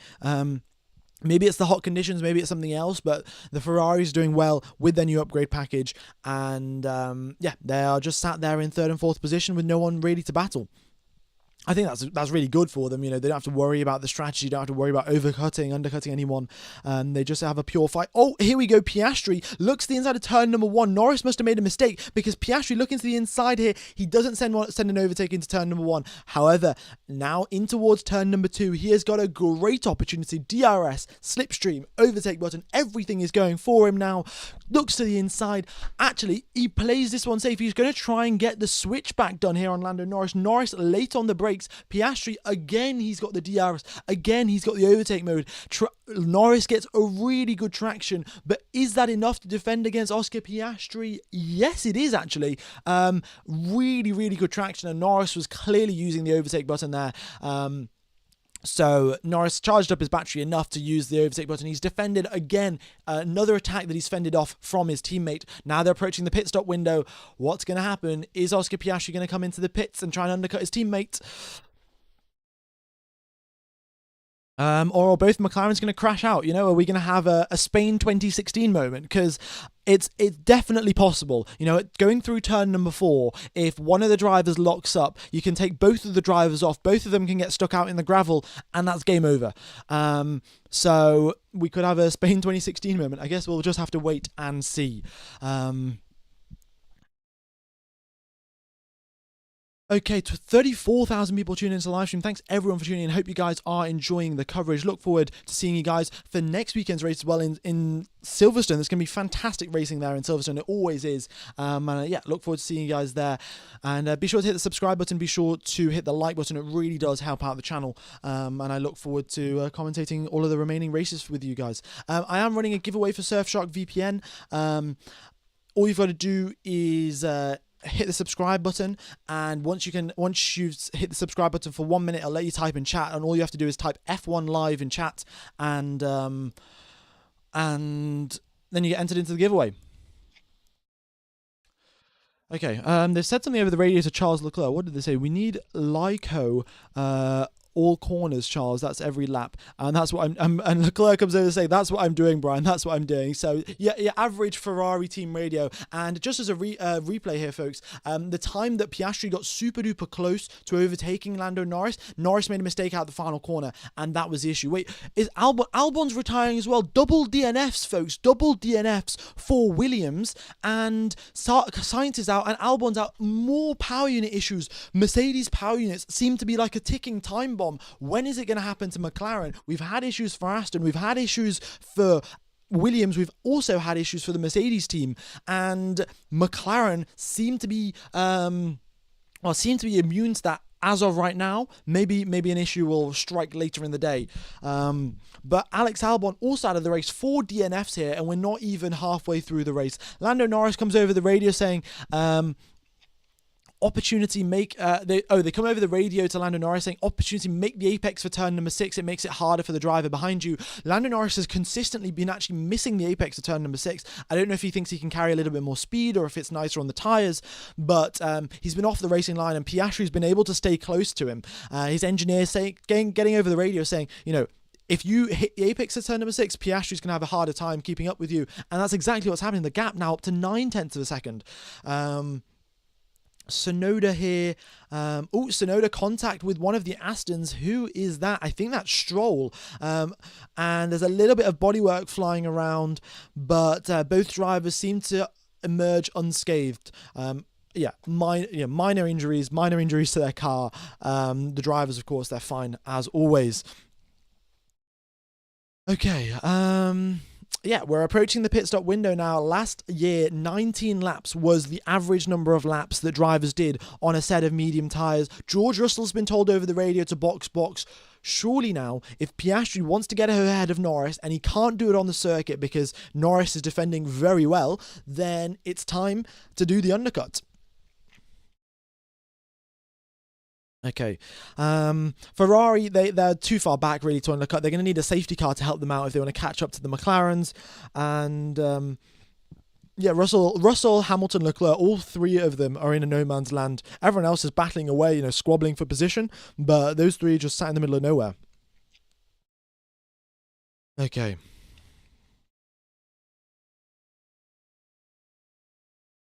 How long does a pit stop take? Actually, I totally forgot to mention that. Let me just find out. Pirelli normally release the numbers. I think it's around 22 seconds, but I will get you the exact figure right now. So it is 20.3 seconds. You lose 20.3 seconds in the pit lane, including a 2.5 second pit stop. And if it's a safety car or a virtual safety car, you only lose 9.3 seconds. Okay, here comes Piastri on the exit of turn number 4. Can he force a mistake out of Norris? No, he can't. Norris, incredible driving today, super duper consistent, not making any mistakes so far, and he is half a second ahead of his teammate. But what's it going to be? I'd love to see some team radios coming through for Piastri. Is he going to come into the pits? Is he going to try and undercut his teammates? Sonoda into the pits as well, and he's out in dead last. Not a good showing for Red Bull at the Red Bull Ring. Norris is... it's just hanging on really at this point. He's pushing the car right to the limit. All of the drivers, actually, they're driving over the curbs quite aggressively. Typically here in Austria, the curbs are quite high, quite aggressive, and that vibrates the cars to pieces, which is a pretty big problem. But the McLarens are just going full send. They're in an outright fight for the lead of the race. They're outright fight for potentially the championship as well. So they don't care about the curbs. They don't care that much about the reliability of the car. They've got to stay within a second of the driver ahead of them. All right. Piastri this time a lot closer. Can he get a move done to the inside? Again, just that little bit too far back. And he locks up, actually, a big lock-up, surely now, with a big lock-up from Oscar Piastri, dive into the pits, fresh set of tyres. I should be a strategist with the amount of strategy calls that I'm making here. I just hope that I'm right, because the undercut's pretty powerful here. Track temperature up at 50 degrees Celsius. Norris says box.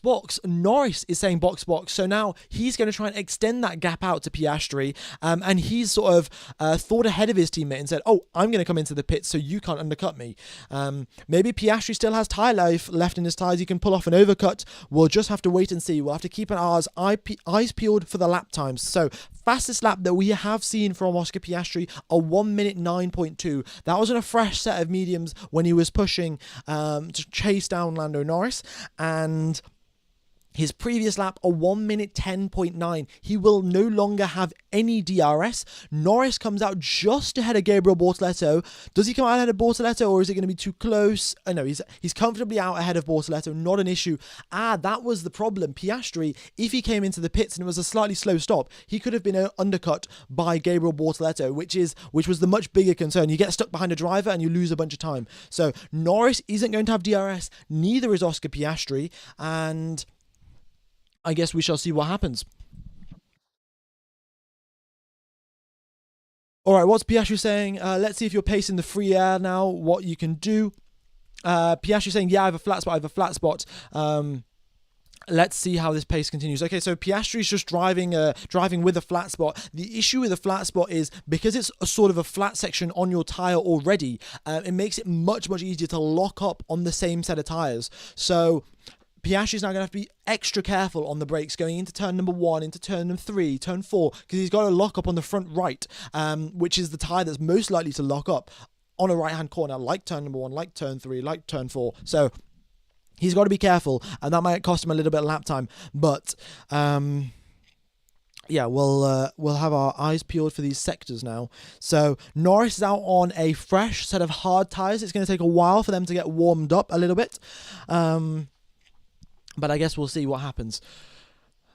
Okay, they come over the radio to Piastri saying the flat spot in the data looks okay to continue. Please let me know. And then Piastri says yes, it's not but it's not pleasant, but it's okay. So Piastri's basically just firming it. Like there's no other thing that he can do. If he comes into the pits now, he will probably lose a little bit of time to Lando Norris, and yeah, he's just going to have to stay out a little bit longer.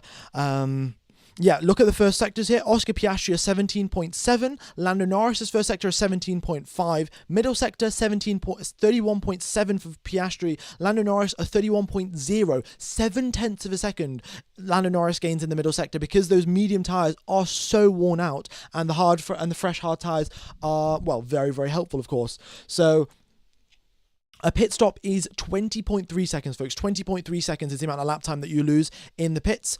And yeah, so if Piastri comes into the pits now, he's going to come out 2 seconds behind Lando Norris. It's not going to be an issue because he'll come out on fresher tyres. So that's what Piastri's going to do now. He's going to try and overcut. So he's going to drive maybe, let's say, 3-4 more laps on these tyres. And then once he comes into the pits, Norris's tyres will be 7 laps old. Piastri's tyres will be 0 laps old. So yeah. So they've also asked him over the radio, would you prefer to be 4 seconds behind Lando with a delta, or would you prefer to be 1.5 seconds behind him? And basically 1.5 seconds behind is it's come in right now and be 1.5 seconds behind Lando Norris, or 4 seconds behind with the delta. That is the tyre lap. That's the tyre wear delta that they're talking about. So Piastri will have 5 laps, 6 laps, 7 lap fresher tyres, and that's going to be the extra little difference that he needs to make the overtake. Because here in the first stint, it was level pegging between Piastri and Norris. They had the same car, same engine modes, same tyres as well. But now in the second stint, Piastri is planning for Norris to have older tyres and himself to have fresher tyres. And that is what he thinks is going to help him get the overtake done. I guess we'll see if it works. Yeah, just to reiterate, anyone that's just tuned into live stream here, we've got 37,000 people tuned into the live stream. And so what happened at the opening, at the start of the race, Carlos Sainz had engine issues, couldn't shift into gear, had to retire before the race even started. Verstappen and Antonelli crashed. It was totally Antonelli's fault. Verstappen had no issue, there was no mistake from Verstappen. Antonelli just locked up the brakes, crashed into Verstappen, both of them out of the race. And Alex Albon also having engine issues, more issues for the Mercedes power units. And not ideal. Double DNF for the Williams team. It is suboptimal to say the least. All right, they're getting the tyres ready here in the garage for Oscar Piastri, and Piastri now inside the pit lane, inside the pit lane, and he comes into the pits now. Purple middle sector from Lando Norris. He's now starting to attack, really. He's warmed up those tyres. It took him 3 laps to warm up the tyres. Piastri now, he comes into the pits. with a fresh set of hard. He's gonna come out ahead of Liam Lawson, and he's just got clean air now to catch up to his teammate. We've got a Ferrari 1-2. I mean, the Ferrari fans would love to see this, and I mean, why not? Really, it's a sight to behold. Ferraris in 1-2. You don't see it all that often, to be honest. Maybe they're going to try a one-stop. Maybe they are going to try a one-stop strategy. This is the only way that Ferrari could win the race, is by a one-stop. So I guess why not try it? Let's have a look at the lap times here. So Norris is on the previous lap 1.5 seconds faster than 1.5 seconds faster than Hamilton. So in about 3 laps time, he's going to catch up to him. To Leclerc, he'll catch up to in about 5-6 laps time. That might work actually. Leclerc might be able to pull off a one stop if Hamilton defends against Norris as well. Oh, this could work. If Ferrari want to, Leclerc does a one-stop. Ow, Leclerc's just come into the pits. Ferrari, why do you do this? Just as I was cooking up an amazing strategy, you've just pulled Leclerc into the pit. So yeah, if Leclerc did a one-stop and Hamilton blocked Norris, he's like holding him up every single corner that he possibly can, then Leclerc would be able to pull off a one-stop strategy and potentially fight for the race win. In this current situation, it's not going to happen because they're both going to do a two-stop and the Ferraris are going to come out like 15-20 seconds back from the McLarens. I mean, look at this. Norris at the end of turn number 3 and Leclerc's just coming out of the pits. But, oh well, it is for, whatever. Oh well. I would have liked to see it happen, but oh well. Okay. Bortoletto is talking about if Hülkenberg's letting him by. They're on 2 different strategies here. Bortoletto is on 9-lap fresher tyres. Also, Bortoletto started the race up in 8th position. Hülkenberg was in 20th. So I think, Bortoletto does get priority and he should switch around. And we'll see how that goes. But it's a big old gaggle of cars there in 10th, 11th, 12th. And they're all squabbling away for position.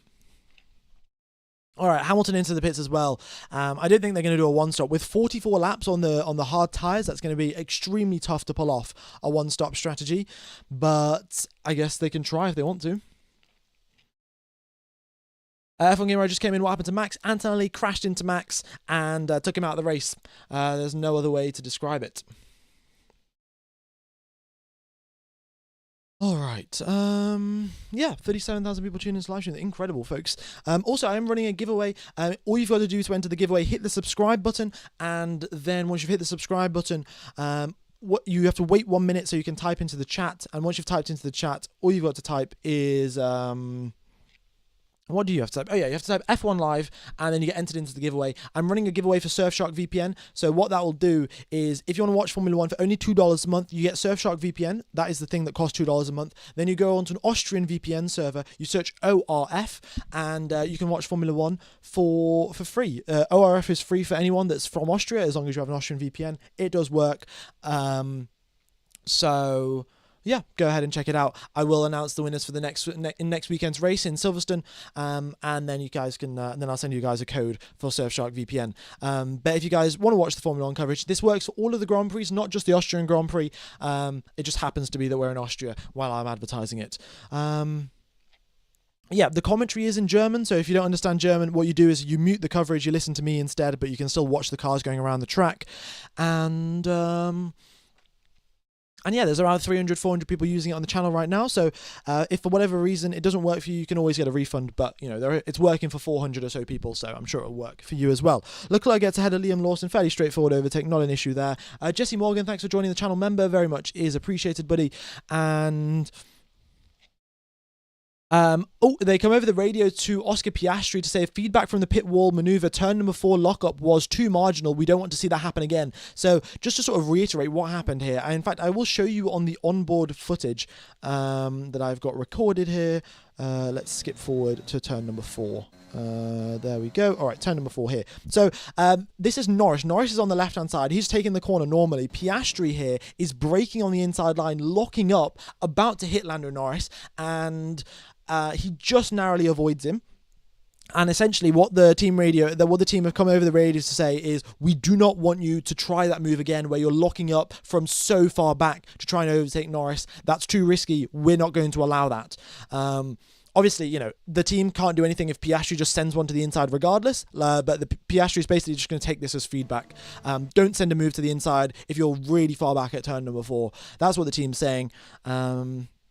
Yeah, and I'll take you through the rest of this lap. Why not?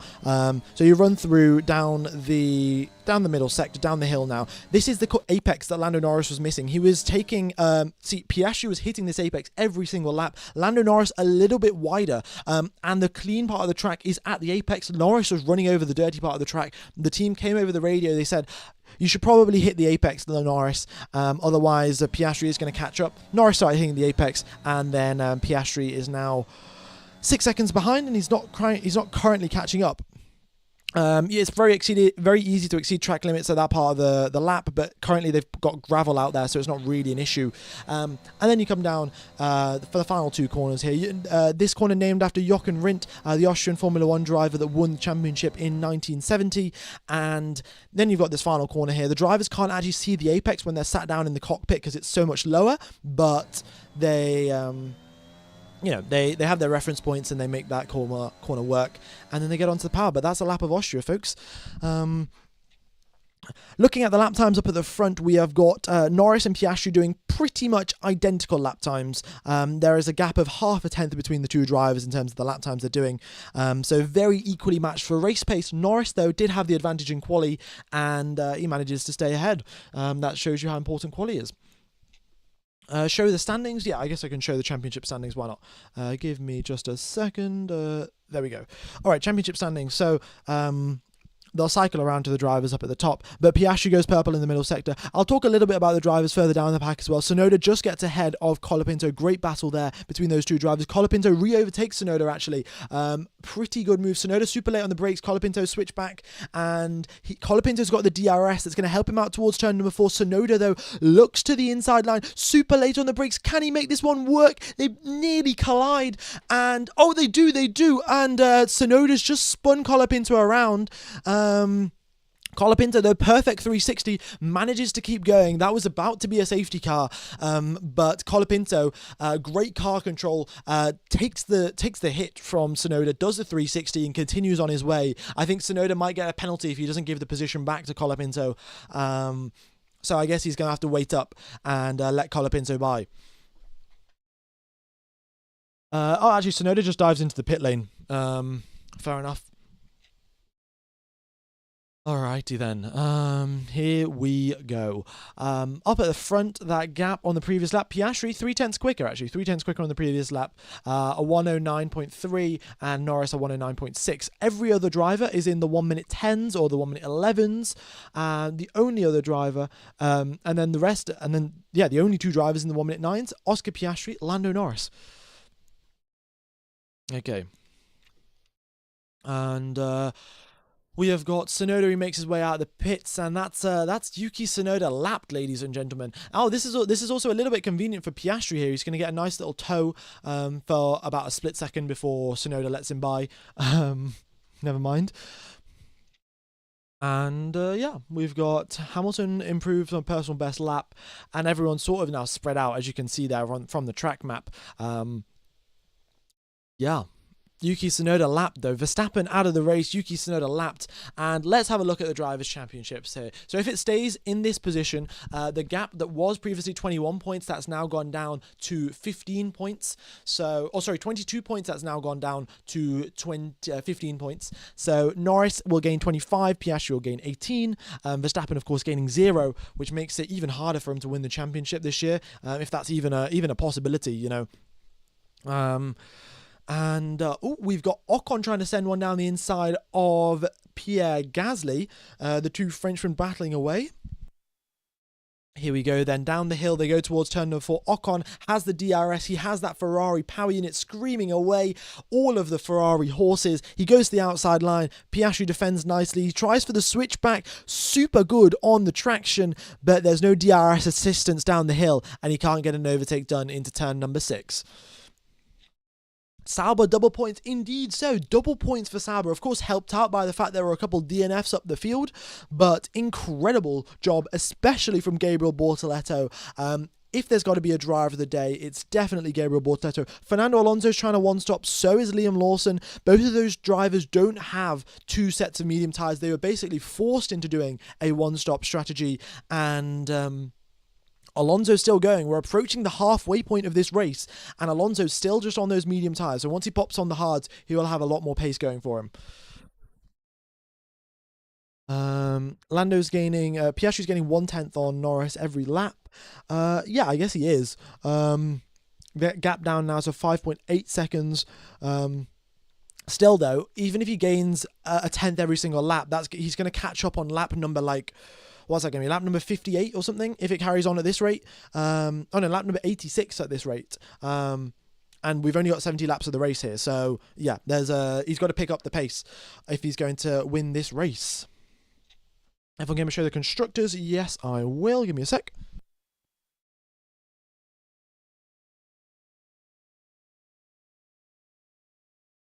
There we go. So it's going to be 43 points gained from McLaren for the 1-2. Ferrari are going to leapfrog the Mercedes team by gaining 27 points, and they're going to go up to 2:10, and for Mercedes only 2:09. If it stays this way, of course, it's not helped by the fact Antonelli's retired. The Red Bull gaining 0 points, Williams gaining 0 points, kick Sauber up 14, and they're going to leapfrog the Hasses and the Racing Bulls if it stays in this position. I would like to stress that out, folks. If the positions stay the way they are, and there's still things to change up here. And then we've got the Astons gaining no points as of right now, but Alonso's on a one-stop, so that'll change. And Alpine currently gaining 2 points with Pierre Gasly in 9th. Okay, a 10-second time penalty, folks, for Yuki Tsunoda. That collision that he had with Colapinto, I said if he didn't slow down and give the position back, he's going to get a penalty. He dived into the pit lane. I don't think the FIA took that too fondly, and Tsunoda with a 10-second time penalty for causing a collision. Very, very unfortunate. I mean, just adding insult to injury, really. He's down in last place. He's the only driver that's been lapped, and he's also got a 10-second penalty heading his way. Yeah, can things get any worse? I don't know. Okay, I'm going to have a quick sip of water, folks, here. Fastest lap of the race there from Oscar Piastri. Again, closing that gap down ever so slightly. He's doing his best to close the gap up. We'll see how much longer he can keep marching on for with the same pace.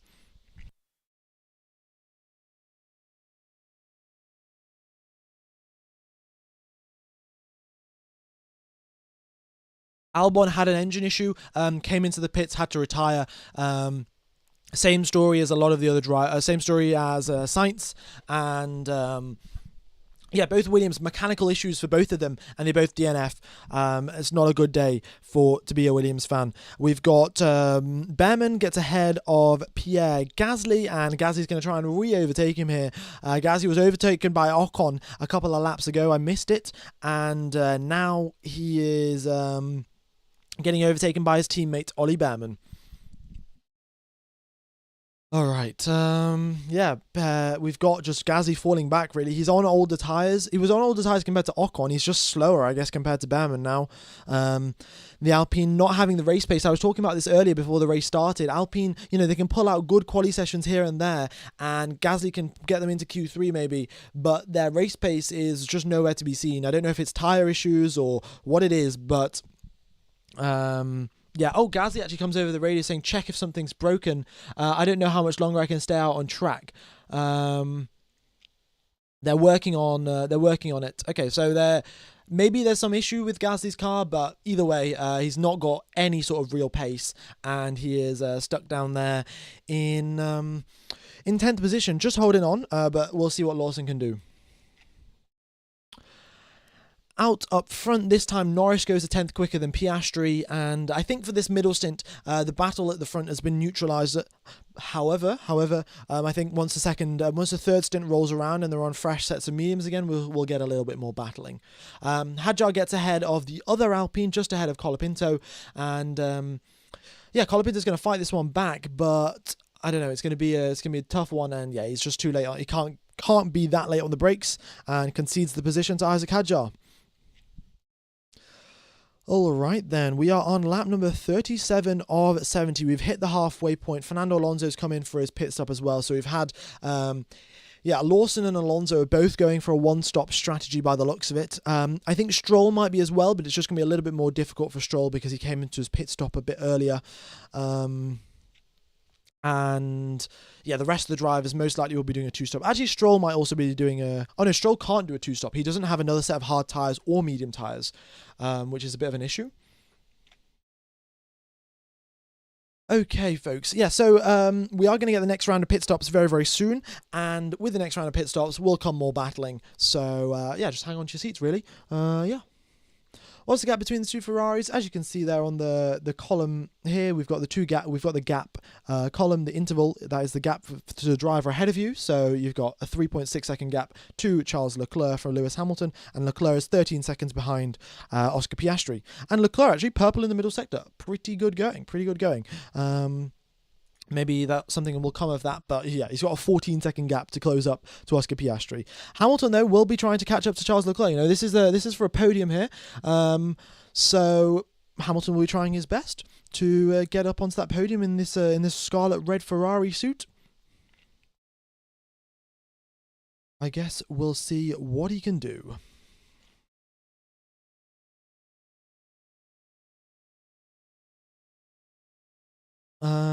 Folks, do let me know who would be your driver of the day.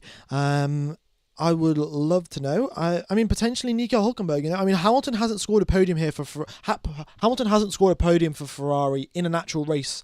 He did do the sprint race in Canada. In China, but he hasn't actually scored a podium with the Ferrari team. So it'll be good to see that happen. He's got to catch up to his teammate first, though. Yeah, Hülkenberg up 13 positions, so maybe Hülkenberg, but Bortoleto, just for the fact that he's a rookie and he's still performing at an outstanding level, you've got to give him props, surely. He's going to be coming onto the hard tyres for his final stint as well, so hard tyres will be a pretty good choice, and he'll be able to go on to the end of that with no sort of issues. They've come over the radio to Piastri saying most of the blue flags are doing high 110, so there's an opportunity to catch up to Lando Norris. So essentially, they're planning to use the blue flags to try and catch up to Norris. Essentially, Norris is now approaching Stroll, Colapinto, Hadjar. Of course, these drivers will be coming into the pits as well, so that will mix things up a little bit. And maybe Norris won't actually get the blue flags there because they'll have just come into the pits. But Piastri now doing everything that he possibly can to close that gap up. It's now down to 4.3 with 30 laps left to go of this race. Alrighty then, folks. Oh, we've hit 175k subs. That is another big milestone, I guess. We're now 25k subs away from 200k, the big 200. That'd be incredible, folks, if we could hit 200k by the end of the season. Thanks everyone for tuning in, for hitting the subscribe button, liking all of these streams for the past however many years now. I've properly started commentating in 2021, and now here we are in 2025 with 36,000 people tuned into a live stream. I mean, I remember the first stream I ever did in 2021, I got 1,000 people watching a quali stream or maybe a race stream or something, and now here we are 36 times higher, not 36,000 times higher. But yeah, kind of mind-blowing. 36,000, 35,000, it's like a football stadium, to be honest. All right then, so now we see a couple of the back markers coming into the pits, or not really the back markers, the midfield, shall we say. They're coming into the pits now for their second stop, which means that in about 5 laps time or so, we'll be getting the front runners as well into the pits. Norris has the benefit, he's got some DRS here from the driver ahead of him, Oliver Behrman, I think, or one of the drivers that came into the pits regardless. I think it was Colapinto. But, that's helping him out a little bit down the straight. We'll see what Piastri can do, but the gap now down to 3.3 seconds. I don't know what's going on here, but on the previous lap, Piastri gained 1 full second. Of course, that's partially will be down to the blue flags, but also Piastri is just holding a very consistent pace, and Lando Norris maybe making some mistakes. Something's creeping in. All right, Max DNF. Yep. Just to reiterate, anyone that hasn't has just tuned into the stream now, we have had Max Verstappen, Kimi Antonelli crash on lap 1 of this race, and that's why Verstappen is out, and that's why Antonelli's out. Carlos Sainz and Alex Albon both had mechanical issues. Albon, I think in the first couple of laps of this race, first 15 laps or so, Sainz had issues before the race even begun.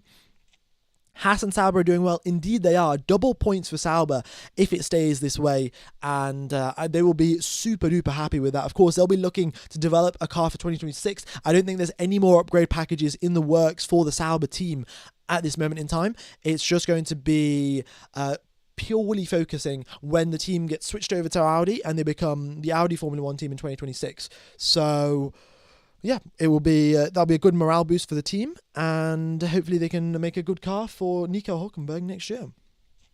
Exoteric, thanks for the donation. Loving the chaos. Thanks for the fantastic commentary, mate. Thank you very, very much, Exoteric, and appreciate your donations just so consistently throughout the season. It is thank you so much. All right, danger Stroll, warning Stroll. Yeah, okay, Stroll's just let Norris by now. If he could let Piastri by super quickly, then we could get a battle between Norris and Piastri, and that'd be fantastic. Yeah. All right, folks. Also, if you haven't hit the subscribe button, be sure to do so. I'm running a giveaway. I'm going to run the giveaway regardless. It doesn't matter if you're 177k or not. But the giveaway is for Surfshark VPN. All you've got to do is hit the subscribe button and then type F1 live in the chat, and then you get entered into the giveaway. Basically with Surfshark VPN, you can watch Formula 1 for free. All you've got to do is join an Austrian VPN server, go onto Google, search ORF, and once you've done that, you can watch Formula 1. The commentary is in German, but you can still watch the coverage, and you can always mute the commentary and listen to my commentary instead. So if you are interested, then go ahead and check that out. There's a link in the description. And if it doesn't work for whatever reason, you can always get a refund. But you've got to, and also, folks, typing F1 Live multiple times doesn't increase your chances of winning. Just keep that in mind. There's no point spamming. Alrighty. Norris says over the radio, is he just quicker everywhere now, or question mark? And then they're just saying, he's mainly quicker with dealing with the traffic and such. And now Piastri also, he's getting within 1 second of Stroll, which is going to give him DRS detection. Because if you look at this point here, this green dot is a DRS detection point. Piastri within a second of Stroll, I think. Oh, I guess not actually. But once he passes a detection point and he's within 1 second of the driver ahead of him, that will give him DRS down the next straight. So Piastri, on this occasion, he was within 1 second. He is going to get DRS down this next straight here, which is going to help him close that gap up to Lando Norris. Just a little bit extra top speed, a little bit more of a helping hand. And I think Stroll's going to get out of the way as well. Stroll does get out of the way. All right, and they come over the radio to Norris. Our goal is obvious, just to keep Piastri out of DRS range. That's the aim. Is Hadjar going to push, or is he going to be in the points? Well, let's see. Hadjar's already done his pit stop. He's currently out on a set of hard tyres. He's going to go to the end of the race. I think he could stay in the points, actually. Let's have a look. I think when Ocon comes into the pits and Bortoletto comes into the pits, he'll have a pretty good shot of actually getting past them. So, yeah, who knows? I think Hadjar can score some points here.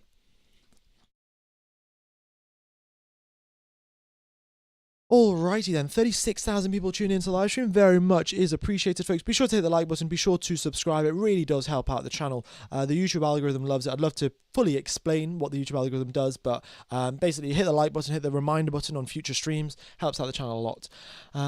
Exoteric, another one on behalf of the chat. Best racing fans ever right here. Oh, well, thank you so much. And yeah, no, we have got a very nice community, I think. Some fantastic fans in the chat, and all of the channel members as well. I'd like to give a big shout out to all of the channel members for supporting the channel. You guys ensure that I can have the best mic, have good internet, have a good computer.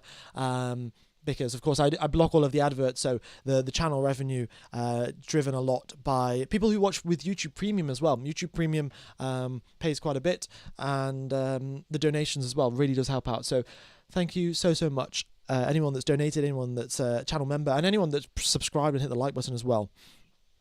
But Yeah, that's enough of the, shall we say, riffraff, and we are now down to some pure racing here. Piastri is closing that gap up. He's got Nico Hulkenberg ahead of him now, and a lot of the field now looking to get lapped here. Some serious dominance from the McLarens, and they are... yeah, they're just pulling out this huge lead. Look at the gap. Leclerc to Piastri, 13 seconds.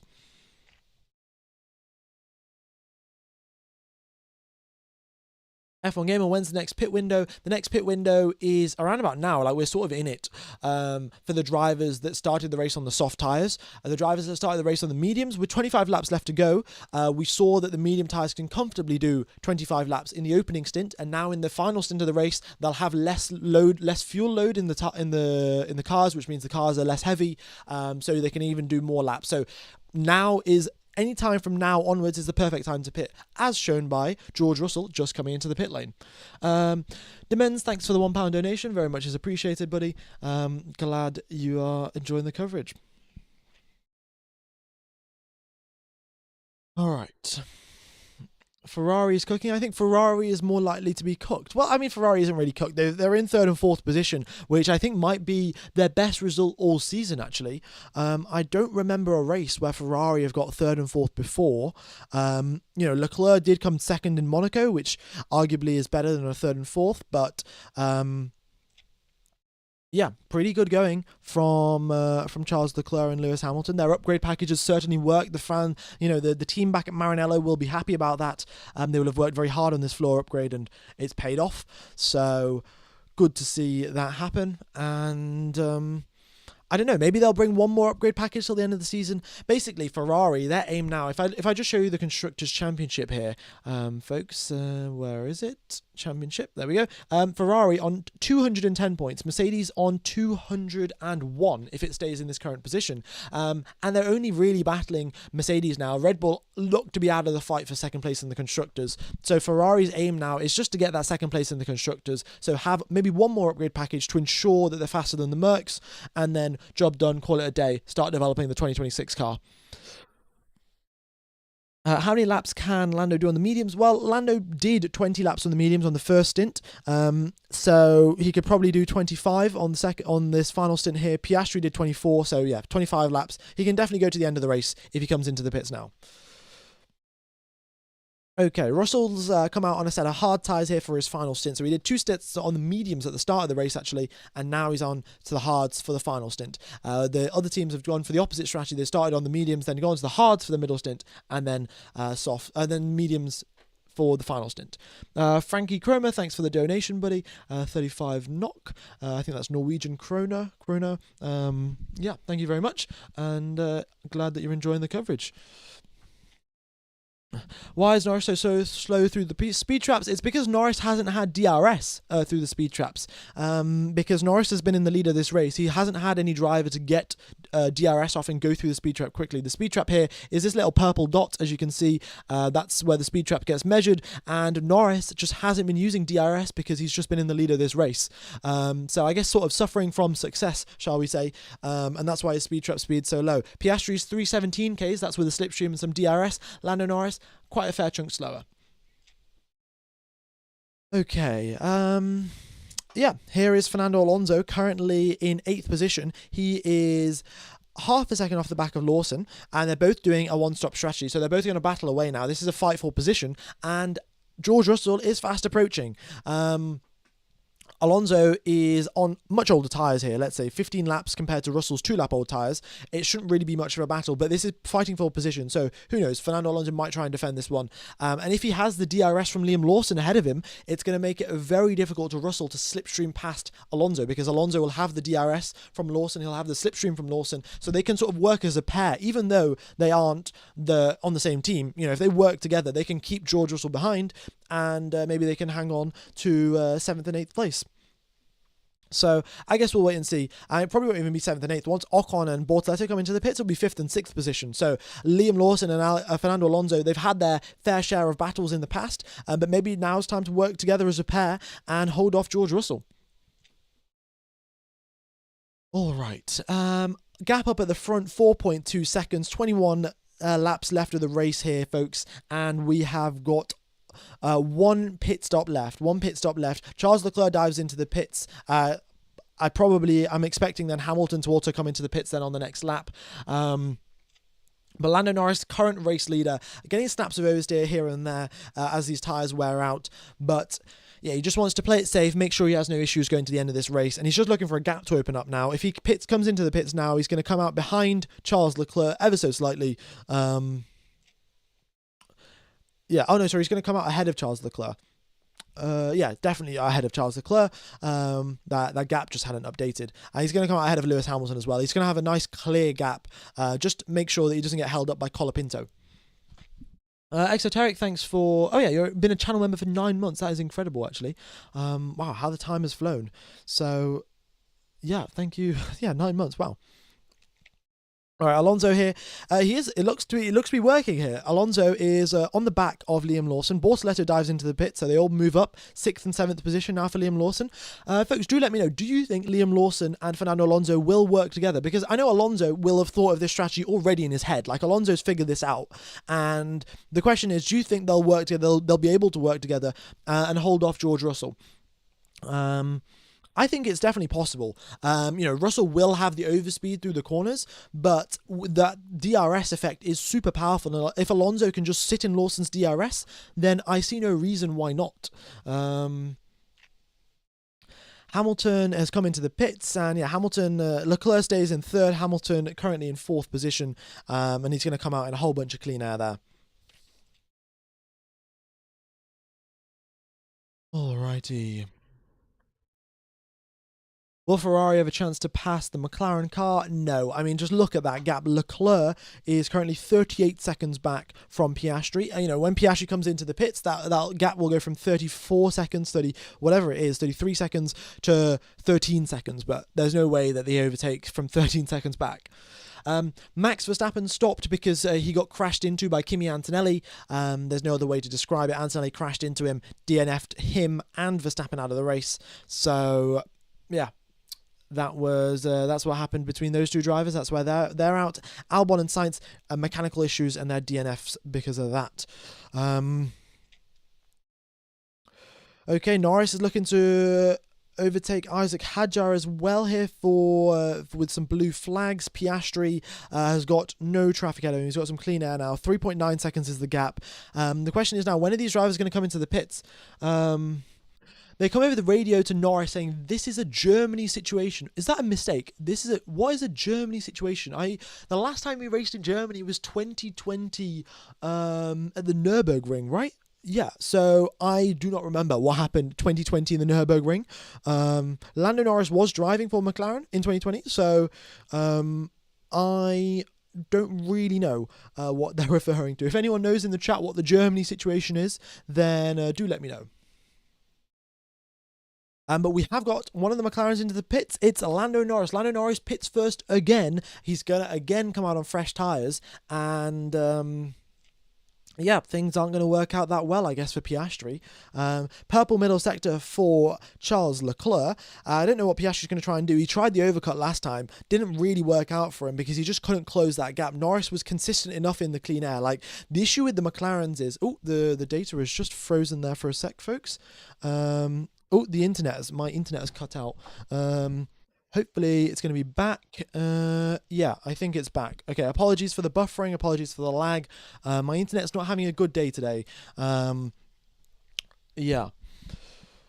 All right. What was I going to say? Oh my God, fastest lap of the race here from Lewis Hamilton. He's on a fresh set of medium tyres. Man on a mission. He's going to try and close that gap up to Charles Leclerc. He's got 18 laps and a 7-second gap to go. So I think he might actually be able to do this.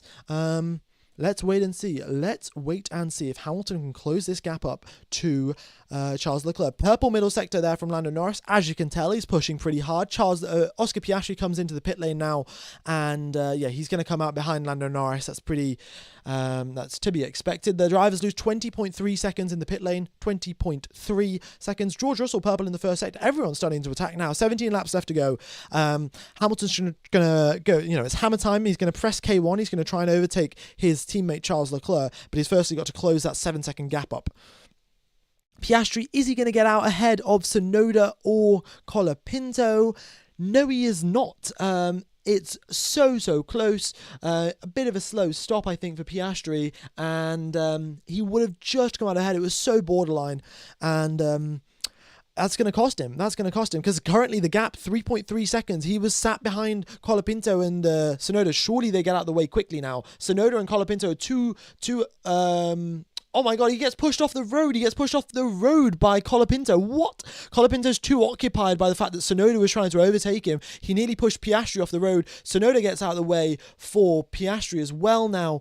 But yeah, that gap, which was 3 seconds coming out of the pit lane, is now 4.3 because Colapinto wasn't paying attention where he's going, and the McLaren pit crew, they obviously made a little mistake, a little miscalculation, and he came out just behind, Tsunoda and Colapinto.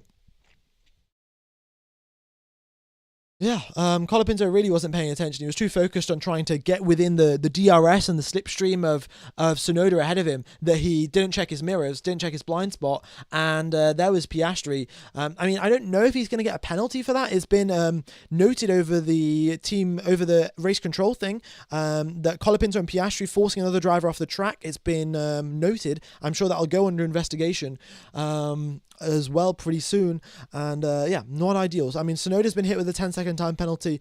Colapinto could probably be hit with a 10-second time penalty. It's not going to matter regardless. They are quite far away from the points paying positions. All right, that gap up at the front then, 4.2 seconds is the gap, and we have got 16 laps left to go. So Piastri has got to gain a pace of a quarter of a second every single lap, quicker than Lando Norris, and then on the final lap of the race, he'll have an opportunity to overtake.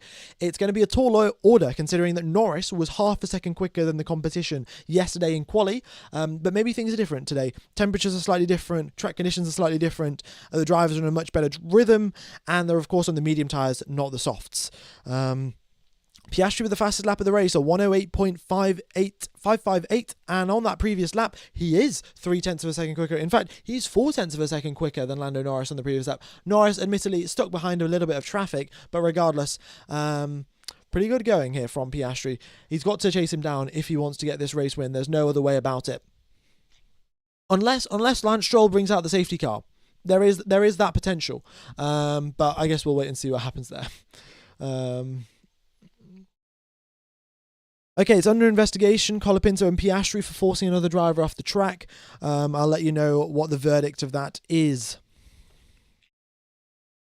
Through the first sector, Norris and Piastri identical. Through the second sector, Piastri a 10th quicker, and now he's got Gasly ahead for traffic. So Gasly should ideally give him some DRS and then get out of the way ASAP. Okay, but a pretty solid race for Ferrari, I've got to say. The fastest lap of the race has quickly been taken away by Lando Norris, and that quickly gets taken away by Piastri. Piastri again, on this occasion, 0.2 quicker than Lando Norris. He gets DRS again from who's that? Pierre Gasly. Gasly should let him by. It's a 5-second time penalty for Franco Colapinto for forcing a driver off the track, and fair enough. It is his mistake. He wasn't paying attention. He would have, if he didn't check his mirrors at that moment, he would have just pushed Piastri onto the grass, and things could have ended very, very badly there. 5-second time penalty for Colapinto, a 10-second time penalty for Tsunoda. I think Tsunoda might have served his penalty, but don't quote me on that. I don't exactly know. All right. Piastri now through the first sector, a 10th quicker. Norris purple through the middle sector. Piastri, half a second slower in the middle sector, actually. I guess he lost a bit of time overtaking Pierre Gasly. Has Ocon got a penalty? Ocon has not got a penalty. He's in 11th position. He's looking to chase down Nico Hülkenberg, and Hülkenberg's, of course, trying to overtake Isaac Hadjar here. We've got two drivers doing a one-stop, Liam Lawson and Fernando Alonso. They didn't hold off George Russell, unfortunately. However, they're sort of just now sat together. Russell overtook the both of them, but now Bortoletto is 10 seconds back, so a 6th and 7th position for finish for Lawson and Lawson and Alonso shouldn't be too bad. Hülkenberg just gets ahead of Isaac Hadjar. Great overtake there from the Hulk, and he is, he's still got Hadjar in his DRS, so he's got to be wary. His teammate's 2 seconds up the road. But I would got to say a fantastic recovery drive for Nico Hülkenberg. Started the race down in 20th, now up into 9th. Bortoleto started in 8th because of an incredible quali, and he stays in 8th position as well. So very good driving from the both of them. And if there's got to be a team of the day, it's most definitely Sauber. If I've got to say driver of the day, it'd still be Gabriel Bortoleto for me, just for the fact that he's a rookie. I know that Hülkenberg's gained 11 positions, but Bortoleto, as a rookie driver, has done some fantastic drive as well. It's got to be between one of the two. Let's put it that way. Okay, fastest final sector there for Lando Norris. Previous lap of 108.3. Oscar Piastri is having none of it. Purple lap gap, 3.1 seconds. 12 laps remaining here, folks. He is on track. On the previous 4 laps, he has closed up a 1 second gap. Now, he's just got to do it for the next 12 laps. He's going to have a bit of assistance of Hadjar, Ocon, Hülkenberg and Bortoleto causing a bit of traffic issues for Norris. Piastri himself will get ahead of, I think that is Behrman, just going now into towards turn number 4, and he'll get some DRS off him as well. That's going to help him out. Purple in the first sector for Norris because he's got the DRS and the slipstream off Behrman. Now into turn number 4, he also gets the DRS off there. That's really helping him out here. And Piastri now doing his best to catch up to his teammate. Gap between the two drivers in the championship, 22 points. Gap, if it finishes in this current position, then it's going to be 15 points. It's going to get reduced down. Piastri still keeps the lead, but the 22-point gap goes down to 15 points. Piastri purple in the middle sector as well. Fantastic. And oh my goodness me, gap now down to 2.7 seconds. It is falling, and it's falling quickly. Maybe Lando Norris, as a precautionary measure, is charging up his battery, getting ready for this attack from Piastri, just in case. It's better to be safe and have 100% battery so you can press the overtake button as much as you want, rather than, having Piastri catch up to you and then you have no battery to defend with. So gap now down to 2.5 seconds. Oh my goodness me. We're going to get some battling here in the final 10 laps here in Spielberg. Some fantastic racing is waiting up ahead.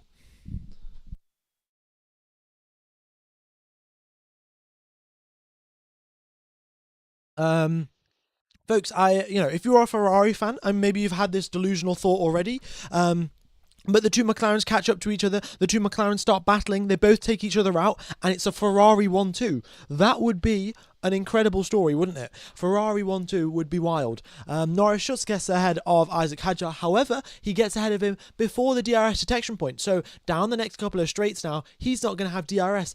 Oscar Piastri, though, he's going to get DRS from Isaac Hadjar very, very soon down the following straight, and Lando Norris, that gap is down to 2 seconds, and we've got 10 laps left to go. This is it. We've had 60 laps of racing, and it is all coming down to the final 10 laps, 2-second gap between the race leaders. Wow, absolutely fantastic. Piastri is gap down to 1.8. It is closing, and we could have a brilliant fight on our hands. In fact, not we could. I think we are going to have a brilliant fight on our hands here. 10 laps remain. We've got 37,000 people tuning into live stream, folks. I would not advise you to leave this stream. I would say watch right to the end, because we are going to have an incredible battle between these two McLarens very, very shortly. Piastri can see him. He's got Lando Norris locked in his sights, and he is going to be chasing him down. Norris coming over the radio, I need some pace, please help. And there's coming over the radio saying the main pace difference is in the high speed, hopefully just linked to traffic. So basically, Norris is asking the engineers what's going to happen, how can I speed up, and they're basically just telling him in the high speed corners you're losing out, and that's because of the traffic ahead of you. So I guess we'll wait and see. I guess we shall wait and see. But he's got a little bit more traffic up the road. He's got Esteban Ocon to hold him up, and then he's got Hülkenberg and Bortoleto as well. They're all going to cause a little bit of issues for them, and now it's just a question of, I would love to get on the phone to Esteban Ocon right now, say, if you can hold Lando Norris up a little bit and let Piastri by super quickly, that would be perfect, because I would love to see this 1.7 second gap go down to 1 second. I'm not voting for Piastri to win or Norris to win. I just want to see a battle between these two. Okay, so Norris gets ahead going through turn number 6. Now Piastri is going to be stuck behind Ocon through the high-speed corners. Norris, however, is not. So let's keep our eyes peeled here. 1.6 seconds is the gap as they head towards the final two corners, the highest speed corners on the circuit. And Piastri actually, very convenient. Piastri just gets ahead of Ocon before the high-speed corners, so he doesn't lose out to the dirty air. Gap still stays at 1.6 seconds. Good racecraft from Piastri, and Ocon, of course, being very convenient and getting out of the way before the high-speed corners as well. Okay, Yuki just served his penalty. He said he had a 13.6 second pit stop. That was 10 seconds of a pit stop and 3.6 seconds. 10 seconds of a penalty and 3.6 seconds of a pit stop. And Tsunoda comes out in dead last, 30 seconds behind Lance Stroll. It is a bad day to be a Red Bull fan. It is a bad day to be at the Red Bull ring, cheering on Red Bull. Max Verstappen retired from the race. Yuki Tsunoda in dead last, 30 seconds off the driver in 15th position, or the driver in second to last place. The vote split for driver of the day, 22% of people have voted for Gabriel Bortoleto, and honestly that number should be more like 50%, and 50% should vote for Nico Hülkenberg. They've both done a brilliant job. Ocon as well, up 7 positions. He's had a great race strategy because Haas is the only team that had 2 fresh sets of hards, and it's worked out for them. Behrman up 3 positions, Ocon up 7. So the 2 hard tyre strategy with these warm conditions, 48 degree track temperature, it works out very nicely for them. All right, Alonso is still on the back of Liam Lawson. He's still sat in that DRS, and he's unable to get past him. But I'm sure Alonso is still happy with 7th position. It's still some good points on the board. And, yeah. All right, ladies and gentlemen, that gap is sitting at 1.8 seconds. 1.8 seconds is currently what it is residing at. Norris, will he get DRS down the next straight? No, he's not. He's still a little bit too far back from Hülkenberg to actually get DRS coming through the straight between turn number 3 and turn number 4. And he's approaching him now, so let's see, where does Hülkenberg let Norris by? Where does he let Piastri by? The gap between the 2 drivers, 1.8 seconds. Again, overtaking through turn number 6. Hülkenberg lets Lando Norris by. Piastri, he's got to get this overtake done before turn number 9. Otherwise, he'll be stuck in the dirty air through the high-speed corners, and that gap is going to creep up. It's already creeping up. It's up to 2 seconds now, and he doesn't get the overtake done through the high speed. Let's see what it is as he comes out of turn number 10. Okay. We're on lap number 65 of 75 laps remaining. Piastri, though, he was slow through the high speeds, but he is going to have DRS here. Again, as he comes out of turn number 1, he's going to have DRS on Nico Hülkenberg, which is going to give him a little bit of extra overspeed, a little bit of a gap to catch up to his teammate Lando Norris. I guess we'll see what happens. In towards turn number 3, Hülkenberg gets out of the way. Piastri, no DRS for him on down the following straight. And, gap down to 1.8. Again, Bortoleto is a little bit up the road. There's 6 laps remaining of this race. And I think Norris is not going to catch him. I don't know. It depends on their lap times. Norris is doing 1:08. Bortoleto 1:09. There's about a 0.6 of a second gap. Maybe he'll catch up, but it might just be a straight fight right to the end. McLaren 17 seconds faster than the Ferraris. Indeed so. I mean, there's no other way to put it. They are just faster, and it's a huge margin as well.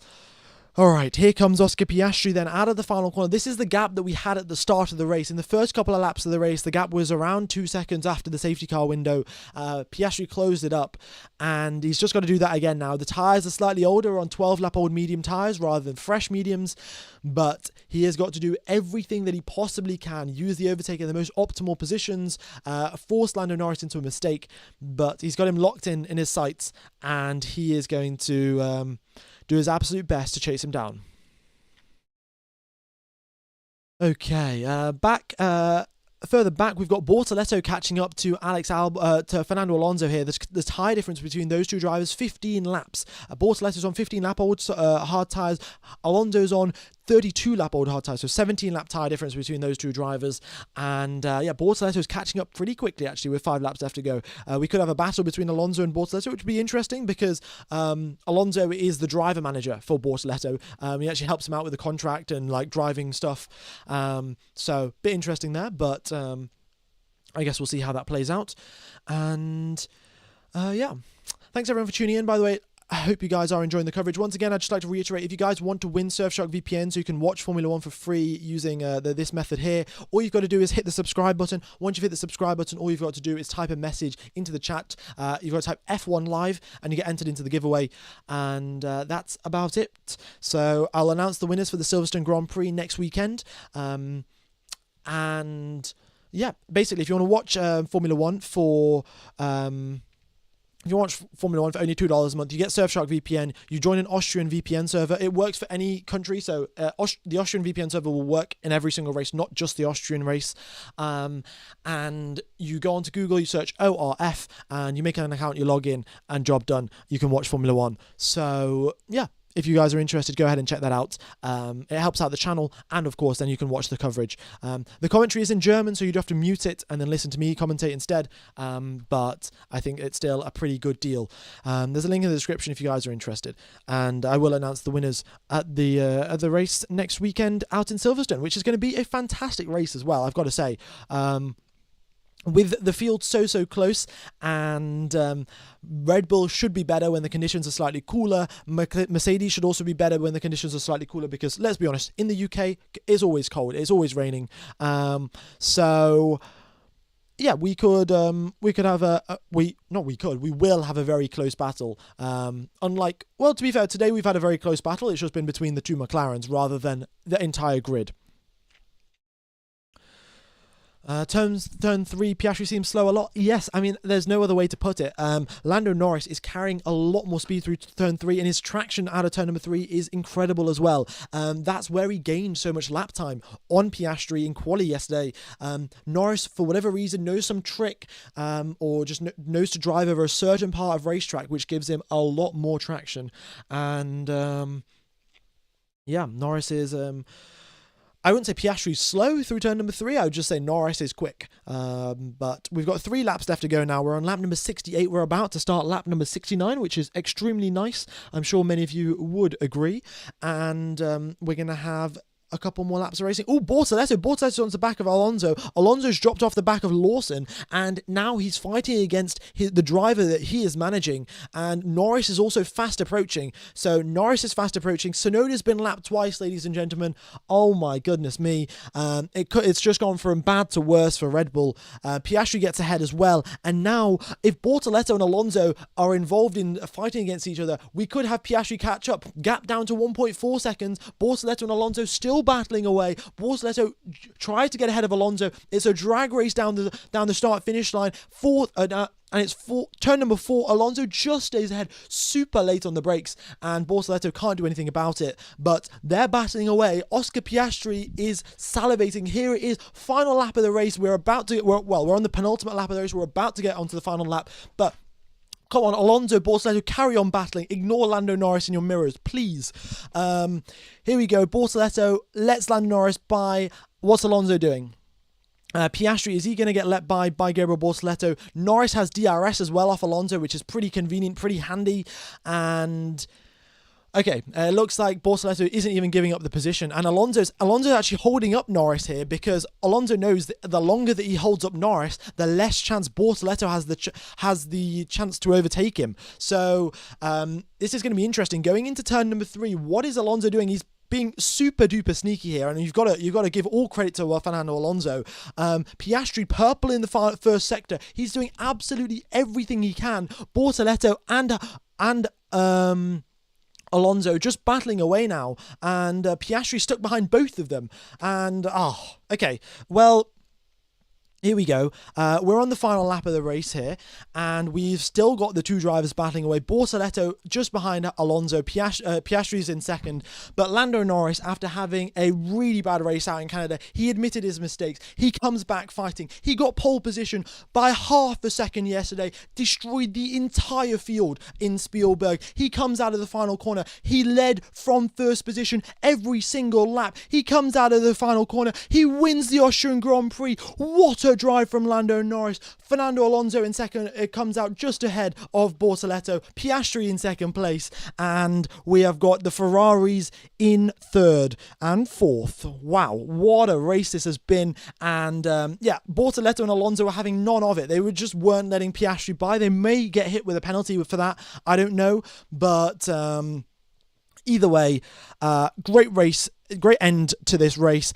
Oscar Piastri has got the fastest lap of the race as well. Charles Leclerc in third place. Hamilton in fourth. Great point scoring for Ferrari. In fact, let me put the championship points up on the screen. Give me just a second. There we go. Okay, so we've got the points up on the screen there. And wow, what a race this has been. Thank you everyone for tuning in. We got 37,000 people tuned into live stream. That points gap, which was 22 points, now down to 15 points. Lando Norris bounces back, and it is another win for him this season. We have got Piastri in second place, Leclerc in third. Double points for Saubers. Incredible performance from them. Ocon, up into 10th position with that great strategy from the Haas team. And the one-stop worked. Liam Lawson, Fernando Alonso managed to make it work. 6th and 7th position for them. And it has been a day to forget for Red Bull. 0 points scored from them. Yuki Tsunoda lapped twice. Verstappen didn't complete a lap of the race. Double DNFs for Williams as well. Not ideal to say the least. And a pretty bad day for them. Hopefully next weekend in their Silverstone Grand Prix, home race for them, they can bounce back. But a brilliant race today, I've got to say. Thank you everyone for tuning in. Really do appreciate all the support. Everyone hitting the subscribe button, everyone hitting the like button. Again, if you do want to get Surfshark VPN, there's a link in the description. And if you do want to enter the giveaway, all you got to do, press the subscribe button and then type in the chat F1 Live. But that is all from me, folks. It's been a pleasure commentating to you guys. Have a wonderful morning, day, afternoon, evening, or night, depending on where you are in the world.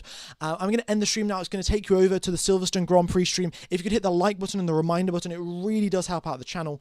And also, you can type F1 Live in... don't type F1 Live in the Silverstone one, because I'm running the giveaway based off this stream. But yeah, if you can hit the reminder button, the like button on the Silverstone stream, it really does help out the channel. And a fantastic race here in Austria. I'll show you the Constructors' Championship. Give me a sec.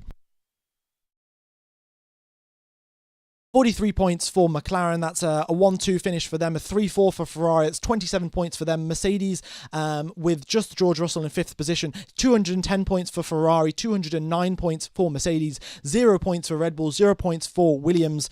And... yeah, so that is it, folks. Thanks everyone for tuning in. Thanks everyone for hitting the subscribe button, like button, and I shall see you guys in 1 week's time for the Silverstone Grand Prix. If you could just hit the like button and the reminder button, it really does help out the channel. I cannot stress that enough. But that is all from me. I'll see you guys in 1 week for another brilliant race in Silverstone.